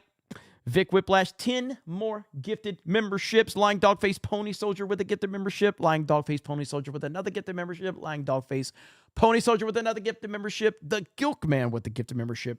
Vic Whiplash with 10 more gifted memberships. Jeez, you guys are insane. Charles Ratcliffe says, I am voting for Trump in 2024. Hell yeah. East Coast Toasted Boy says, Trump rally in New Hampshire in a nutshell. How many times do we have to teach you this lesson, old man or lady? SpongeBob reference. Yeah, man, those clowns were out tonight. They were out tonight for sure. Yo Pop says, Rob Johnson, more like Rub Johnson's. Yo Pop says, come at me, Rob Johnson. Show me what you got. You guys are funny as hell. Yo Pop says, come on, Rob Johnson. Come up with something better. You want to trash talk? Let's go. Let's fucking go, man. I got all night. Yo Pop says, hey, Rob Johnson, we MAGA up in this bitch. We work for a living. Don't worry about our bank accounts. JB24, my bank account is lower than my IQ because I'm broke. The Front Porch Conservative says, thanks for answering my question. I appreciate it. Thank you. Let's see. Tokyo Gaijin says, we need a MAGA victory. People just don't understand how much damage Biden has done to the world, not just the U.S. Here in Japan, we need Trump. Fuck Joe Biden. I agree completely. Holy shit, Doug B. I got distracted. I got distracted on one chat, and then I stopped looking away, and Doug B dropped a proper 199 over on Rumble. Doug B dropped a proper 199 on Rumble. Jeez, man. You guys are insane. And he says nothing. It's unbelievable, man. PJ says, I think you guys are great. If you had a bunch of politicians or big names on your stream, it would change the feel of the shows. Yeah, I mean, that's why I am committed to keeping this generally a solo show, generally. But like tomorrow, for instance, CobraCast is Monday, Wednesday, Friday. Now, there are special occasions that pop up. Tomorrow would be classified as, I don't even know if tomorrow would be classified as an emergency CobraCast, because tomorrow we're covering all of the stuff going on. So having Malcolm join me and maybe some other people pop in, that's not upsetting the CobraCast flow. CobraCast Monday, Wednesday, Friday. We have our emergency CobraCast. Tomorrow's a special occasion because of all the stuff going on. So that's why. Let me see. What's up, Micah D2 in the house? Says, you're growing a lot slower than Salty Cracker. He used to beg to get on the show when he started. Well, Salty's a freaking legend, bro. But growth is, on YouTube side, like, I'm more worried about, like, if I was trying to, of course I want to grow my channels. I've grown enough of my channel. We've got almost 700,000 subscribers collectively across all of our channels. Geeks and Gamers isn't really growing that much, but we are maintaining. D-Day Cobra is not growing that much, but we're maintaining. I can make videos that will get traction. I just having a lot more fun live streaming. And so, yeah, that's really what it comes down to, is just time management and things like that. So, all right. Cole Hauser says, Jeremy, I believe in you. Before you know it, you will smoke Tim Fool. You have a following like no other. Keep it going. Hail the 199. Praise Ara Trump. 100%. Thank you, Cole Hauser. I appreciate you. Yeah, man, like, I've noticed something. So when I first started streaming on YouTube on Geeks and Gamers, I felt like I was streaming a lot, and I was really connected with the audience. And we had memes, we had, all this stuff going on. I felt like I had a better connection with my audience when I was streaming. Then I stopped streaming and started making content. And I focused on content, and all the channels grew very well. But when the channels were growing and the content and the views were really good, I didn't feel a good connection with the audience because I wasn't live streaming. So now that I'm back live streaming, I feel a better connection with the audience all over again. It's just live streaming is important. You have, and there's a balance to it, and I'm not good at balance. Gary is fantastic at balance. Gary has mastered making videos, and he's mastered live streaming. When my focus is in one direction, it fails in the other direction. That's just not an ability that I have. I'm either all in on one or all in on the other. And so that's just how it goes. You know what I mean? Let's see here. Dawn says, all these proper 199s, all I can offer is the freebies and my vote for Trump. That's all we need, Dawn. Wisdom prevails for 20. Vivek is a great speaker at these events. Wondering where he is going to land in the administration, even though I still don't trust him fully. I think he will absolutely get a cabinet position, and it could be a pretty high-ranking one. Holy shit. Doug freaking B dropped another proper 199 on Rumble. And says, in honor of Rob Johnson.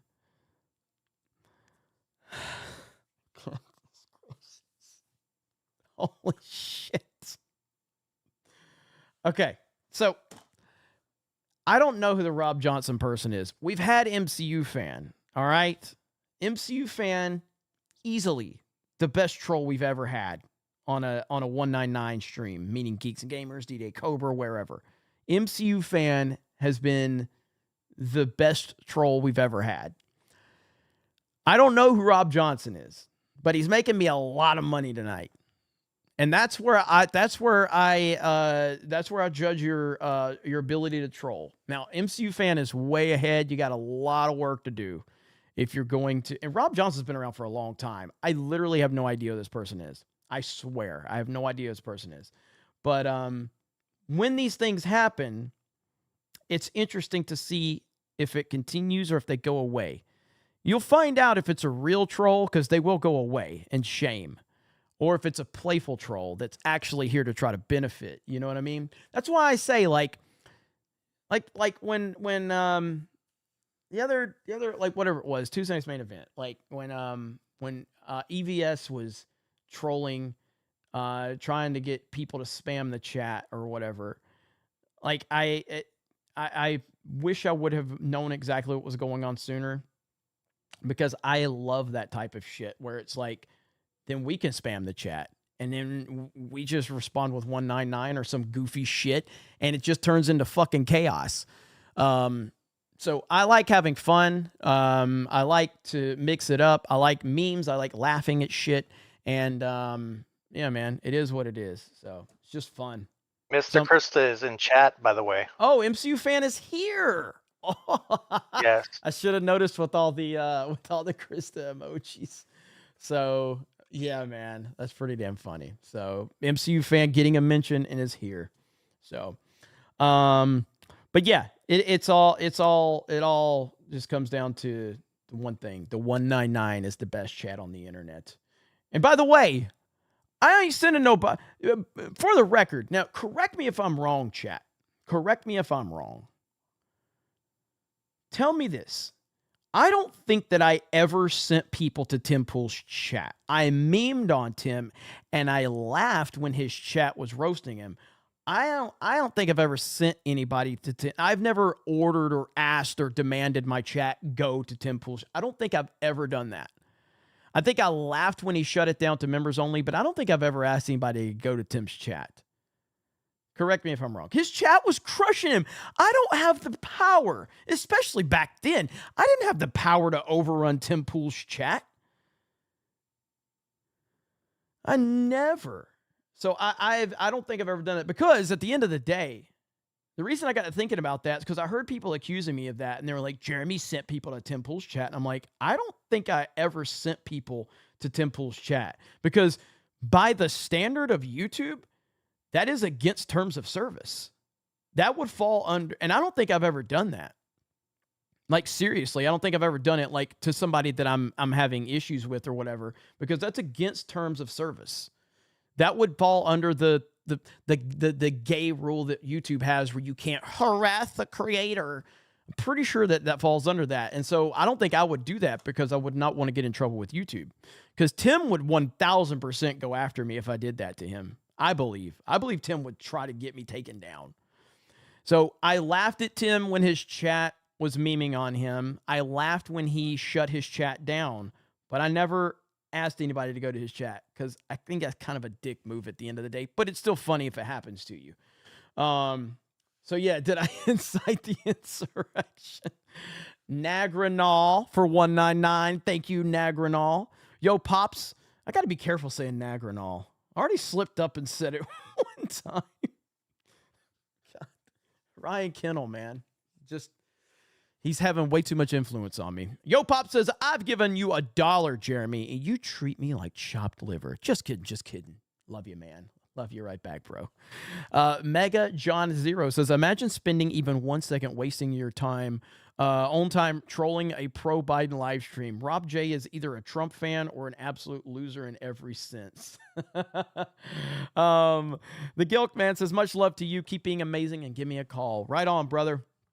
Eric K says, tough thing for Jeremy to say a one-man show. We all know Jeremy liked the mini man show on the cruise. Yo Pop says, I fucking love you, MCU fan. Yo Pop says, MCU fan. Space K says, Rob Johnson's inspired me to make my first super chat. Look at there, man. Rob Johnson, you're making me a lot of money tonight, man. Making me a lot of money. Doug B's Wallet says, thanks for the rough night, Rob. Doug B's Wallet. Look, man, you know you're a legend when you've got your wallet as an account. Okay, I mean, come on. Let's see. The 7th C for 199. You are all gayer than AI. DS, I have spoken. Raven Nevermore says, Constitution, Art 1, Section 10, make anything but gold and silver coin a tender in payment of debts versus all this paper we print. Thank you, Raven Nevermore. And man, we've had a hell of a stream tonight. My goodness. Savvy Sue gifted 5 more gifted memberships. Woo! Man. So we're probably not going to rank on, I don't even look at the super chat list anymore because we've put so much focus on Rumble. And again, whether you want to support on Kick or Rumble or YouTube, Sally, that's over on Kick. I saw that. So thank you for the gifted memberships on Kick, but I don't care where you want to watch me. I don't care where you want to support me. All I care about is that you're enjoying your time watching my show or anything Geeks and Gamers related or any of that. So I hope we can get something worked out with Rumble. I do believe in Rumble. I like Rumble. And I'm very proud that Geeks and Gamers has built such a huge following on Rumble. And with D-Day Cobra, it's going to be that's a lot more competition for me because that's a big political platform for the most part. But obviously with Geeks and Gamers, we've really carved out our own kind of audience over there. So that's really cool. Yeah, we'll see. We'll see what happens with that. Jared the American says, Rob Johnson is like Dan Vasks. He likes to get railed. God. 50 Shades of Grey says, MCU fan has the big gay 199. Sir Ruin of House Roundhead, have you watched SNL's treatment of Trump, recent Trump impersonator? Check it out. Type SNL cold open on here. I can't do a reaction to anything Saturday Night Live because they will block your stream immediately. I've had that happen in the past. It wasn't even it was less than a minute and they blocked it. As soon as I did it, the stream was blocked. And I was like, holy crap, SNL. Jay Schwalbach for 50. says Trump needs to ask Biden to step down now for the good of the country and just turn it over to him. Biden knows it's over for $51.99. So the thing is I don't want Biden to step down and I don't want him to be replaced. I want him to run in November because he has no chance. Trump's going to annihilate him, and I think the Democrats are aware of that, and that's why I think they're going to do something, and that's what worries me. Let's see. Micah D2 says, damn it, Jeremy. I said Salty begged you to get on his stream, and no, you didn't send anyone to Tim Pool's stream. I was there, and good to see you again, brother. No, yeah, man. I didn't take anything bad of what you're saying, but yeah, Salty, like, I'd reached out to Salty years later because I didn't know. I saw that he had reached out to me before he, blew up, and I was like, bro, I am so sorry. But yeah, me and Salty are friends. I love Salty. He's awesome. And yeah, like I said, I'd have to go back and watch some of those streams where I'm memeing on Tim, but I do not think I sent people to Tim's stream. It's possible, but I know I laughed and memed on him. Of course I did, and I'll do it again. I'll fucking do it again. But yeah, I'm never sending anybody to a stream like that. That's just a dick move. But when it happens to you, you just got to roll with it, baby, because this is the fucking internet, and there ain't no time for bitching and crying and whining. You just got to roll up your sleeves and fucking deal with it. Just like when the spammers come to the Trump rallies, just got to fucking laugh at them and overrun them, because that's what it's all about. All right. Now, like, for instance, I see a lot of Krista emojis in the chat. I just want you guys to understand that hurts MCU fans' feelings when you do that. All right? There's two things that you can do to hurt the trolls' feelings. Krista emojis and super chats, okay? Just letting you know. Yo Pop says, I don't care if you're on Rumble. All I care about is that super chat. D-Day Cobra. Just kidding. Had to, man. I mean, at the end of the day, of course, listen. There's some accusations going on out there about me, okay? For all seriousness, I know we meme a lot and stuff like that, but like, I want to be serious for a minute. There are accusations that people say that I'm solely interested in money. And I want to confirm that, yes, I started a business to make money. That's what the fuck I started it for. And yes, that's what I strive to do, is to make money for my business. And I'm not going to apologize for that. There you go. Thank you very much. There you go. I know. Shockingly enough, I started a business to make money. Oh, my God. Whew. Whew. So tough. Like, I get so many, you hear people like, oh, he's only in it for the money. Yeah. I started a business to make money. And I try to make money from my business. Yes, it's kind of how the world works. Welcome to capitalism. And do I get mad because other people make money? No. I see other people making money. I'm like, well, I can make money. So, I don't get jealous of other YouTubers or anything like that. Tim Pool has 45,000 people watching him or whatever. I think to myself, well, Tim's kind of retarded. So if he can pull this off, then I got a shot. It's kind of like when you see the really ugly guy with the hot chick and you're like, I got a shot. I see Tim Pool being successful. I'm like, I got a shot.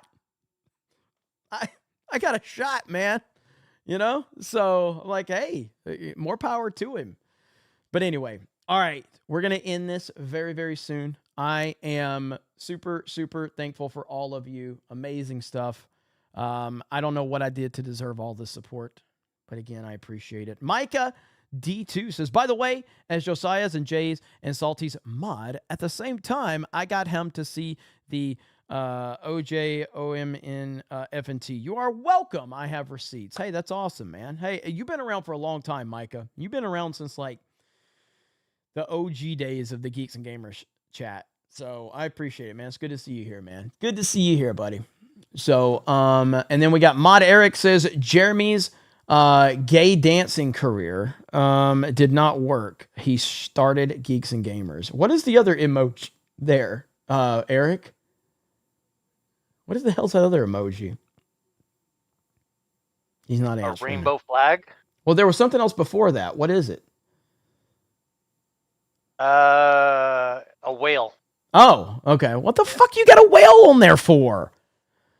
Whale and a shield. Don't make fun of Fannie Willis, okay? We don't make fun of Fannie Willis. All right? We respect her as a powerful black woman. We would never, ever, ever make fun of her. All right? We respect diversity, inclusion, and representation around here. We would never do that. Why am I getting the error message on the back end of YouTube? Right when I'm about to show off my sexy back end, by the way. Doug, you mad lad, helping us out. Right now, as it stands. Let's see. Hang on. Okay. All right. No. All right. I was going to say I thought Rumble might be beating YouTube just on Super Chat, but now it's not. And Jay Schwalbach just dropped a $47 Super Chat and said, okay, Goofy, I'm in California. I'm paying almost $6 a gallon. Nutty Buddies are $3.29 a pack, up from $1.69. Whores are more. I need help. This is money I can't give to you. All right, that's fair. That's fair, Schwalbach. That's fair, because I mean, you want Biden to step down right now, and I get it. You're in California. What I would say to that, Schwalbach, is who's the fucking idiot that decided to live in California? What the hell's wrong with you? I know it's pretty over there. Yeah, it's also ran by commies, okay? Like, what the hell are you still living in California for? I know it's pretty. You got the coast. Oh, it's nice. The weather's great. Yeah, you have American Psycho running your state. All right? Don't get mad at me because you're an idiot. All right? I know Salty lives in California. He catches hell for it all the time too. I do get it though. I'm just fucking with you guys. Like, I know there's a lot of, there's family, there's job, all that stuff that keeps people tied. But it's a meme. You got to laugh at people. You know what I mean? So, I know, I get it, chat. I know. I love each and every one of you, whether you're in California or not. I love all of you. So, all right. Let's see. We got Lisa says, just wanted to say hi and tell you are amazing. Thank you for what you do. 199. Thank you for being here. And appreciate you guys supporting us. Amazing stuff. Brick Hard Castle says, just chilling with the 199, setting up my G.I. Joe classified display. The snake pit is where it's at. Tim's arrogant self can eat it. Dude, there's so many classifieds that it's get to the point where I can't keep up. Like, they're so they're expensive. The more I buy, obviously, there's so many classifieds, but I'm obsessed with G.I. Joes. I love collecting G.I. Joes, and this new comic run is fantastic. So it's good stuff, man. Happy to hear that. Lake Knight says, hail the 199. Little off topic here, but I was curious. If I super chat on FNT, would that be shared or would it go to Nerdotic? Keep up the great work. Friday Night Tights, and all the super chats are shared with the exception of me. I don't take a cut for Friday Night Tights. I never have taken a cut for Friday Night Tights. I wanted that to all go back to the panel. So I don't take a cut for Friday Night Tights, but that's a decision I made because we have something special there. I'm just honored that Gary deals with my retarded ass. Gary's a fucking rock star. Yeah, so all the support you guys give on FNT, Gary makes sure everybody gets a cut of that. And I'm just, what an amazing show Friday Night Tights is. I had Vivek on last week, and that's thanks to Benny Johnson, who loves what we do at Friday Night Tights. And yeah, man, it's good stuff. So shout out to my brothers and sisters at Friday Night Tights. Yo Pop says, hey, Callie, not that bad. All I have to do is disregard the laws like everyone else does here. Hey, that's what. Do what you got to do, Yo Pops. I'm not encouraging it. Yeah, good stuff. All right. We're over 2,000 likes. We may have to up the likes to 2,000 in the future. If we keep pulling off these numbers, we may have to up the likes to 2,000 to get sexy back in. But we're keeping it at 1,000 right now. But we are at 2,000 likes, ladies and gentlemen. 2,000. Now, Doug B's dropped mega proper 199s, okay, over on Rumble. And Rumble's done fantastic tonight. You guys are just going to keep sending super chats. Sejong the Great says YouTube has disabled video syncing. So it was YouTube that disabled. Is that it? Wow. Okay, so YouTube doesn't allow video syncing anymore. Interesting. If that's the case, and I'm not, I appreciate the information. I don't want to take that as like if that's the case, and Hailstorm, you need to look into this. If YouTube actually disabled video syncing, that means Rumble's making noise, bro. That means Rumble is making noise. Rumble is having an impact. If they if they've disabled that, that means they're worried. That means they're worried. That is a big thing if they did that. So I'm going to have to check into that. I'm going to research that and look into it. Jay Schwalbeck says, I own property here. I can't take it to Florida. I know you didn't make it out of high school. Real estate company. I'm stuck. I already fucking know that, man. I'm just roasting you. You know that. I have to look into that. What is video syncing? So with video syncing, it's when I upload to YouTube, and if I'm on a different platform like Rumble or what's the other ones? There's Odyssey, BitChute. They have a syncing option where you can essentially just mirror your entire YouTube channel to these other sites. And that's what we've always done. So like BitChute. All right, you know what? Let me double check this right now. Let me double check something right now. Let me go to BitChute. I barely go to BitChute anymore. BitChute still has syncing in place. My videos are still synced to BitChute. So I don't know if that's the case. Look at this. So here's BitChute. BitChute, we have 14,000 subscribers over here on BitChute. And all of these are synced. So January 22nd, and this is all syncing. I don't go to this site and upload anything. So it's syncing all of our videos. So I don't know if YouTube has disabled that or not. I don't know what's going on with Rumble and why that's had any issue, but it's still synced with BitChute. So that's all I know. So I guess we will see what's going on there. All right. Now, it is sexy back in time. And again, over 2,000 likes, man. That's crazy. So there is the sexy back end. Booyah. $773 in chat revenue and 123 new members. Whew. 123. Now, that's not, and then there's another 500 over on Rumble. And we had some gifted memberships on Kick. So yeah, a good night. I would say a good night here in the Snake Pit. Now again, why do I talk about my revenue? Is it to brag? No, it's to be transparent, and it's to say thank you. It's to say thank you very much. I do appreciate it. I'm not trying to hide anything or anything like that. But you know, there you go.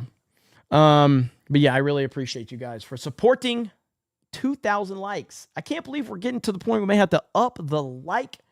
We may have to up the like standard around here. That's pretty crazy. That's pretty crazy indeed. Somebody was asking about the Monday stream. So I announced on Daily today there would not be a Mario Kart stream tonight because I'm giving everybody a little time off because MegaCon is going to be hectic for us. There's a lot of planning. There's a lot of running around we're having to do. This is a Geeks and Gamers event primarily. Obviously, we're making it an F&T thing, and then we got Drinker coming into town. There's other people that are going to come into town. It's a huge undertaking that we are, getting involved in. So, we gotta make things happen. So that's it. Just a little break from things. Jeremy's creaming back in for $2. Says got filled up nicely. Damn right. Damn right. Okay, guys, thank you so much. Appreciate it. It's been a great night. I'm not going to do oh, man. My ears again? Ears again. You guys want Fortnite. I don't think I can run Fortnite tonight. I don't think so. Testing. Hang on. Testing. Is that working? All right, there we go. Fortnite? You guys want Fortnite over on Cobra 199?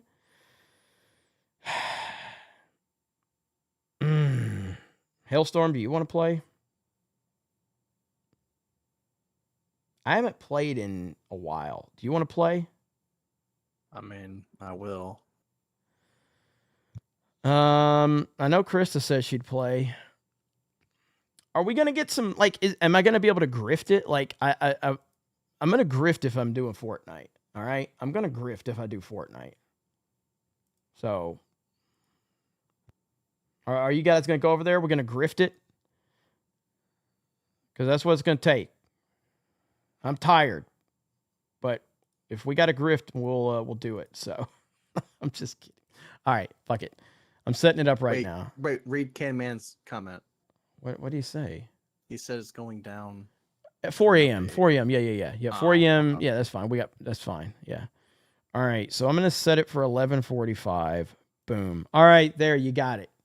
I didn't even ask for a super chat, and I've already set up the link. All right. I didn't even ask for a super chat because I'm such a great guy, such a great host. Fantastic Mission says rest, no Fortnite. It's too late. I've already set up the link. I haven't played the game in like 5 days, which is a record for me. So you got to keep that in mind. That is a record for me. But yeah, since I got Hailstorm, I got Krista, so I guess we will do it. So yeah, we'll do it. All right. Real Smile Bit. All right, I didn't know you were watching Real Smile Bit. You know me. It's all about the grift. Up to you. We'll be there. Yo Pop says Fortnite. You know you want it. Fantastic Mr. Knox. Rest. No Fortnite. Yo Pop says you've been grifting all night. Not me. I'm an honest YouTuber. I don't do this for the money. I just try to say other YouTubers are doing it while masking me doing it. I'm not a grifter. Audio died? Really? Jesus Christ. All right, there we go. There. Is that back? Everything's fucked up. Phantom X says, Jeremy, can you please let Krista know there is a Simp City thread in the Geeks and Gamers Discord? MCU fan has said Krista is banned and cannot come in. I will let her know. Okay, guys. As soon as the stream ends, it raids my Cobra 199 stream. I'll be over there momentarily, leaving you with Sabaton. I love you. Thank you, Fantastic Mr. Knox. This will raid that stream, so I'll see you guys in a bit. Have a good evening, everybody. Love you all. Bye.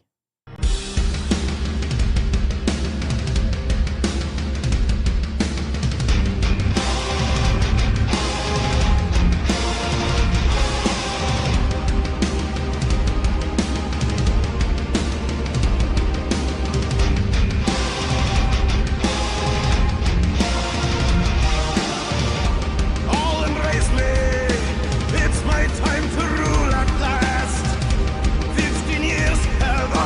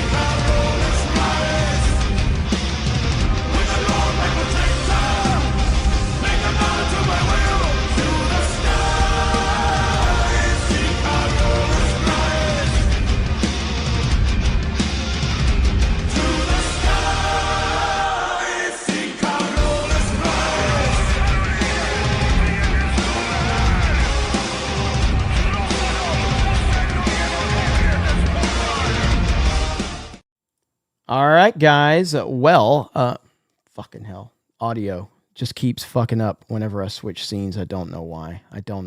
I'm sorry. All right. So we're going to go live over on Cobra 199. Micah, I know you said you had a super chat. I read your $5 super chat about being a mod for Josiah and Jay and Salty and all that. So I did read that one. So, all right, guys. So we're going to end this. It's going to raid my Cobra 199 stream. Make that chat light up. There's gonna be some challenges probably. So I'll see you guys over there in just a little while. Have a great night, everyone. I love you, and I'll talk to all of you later. Bye, everyone.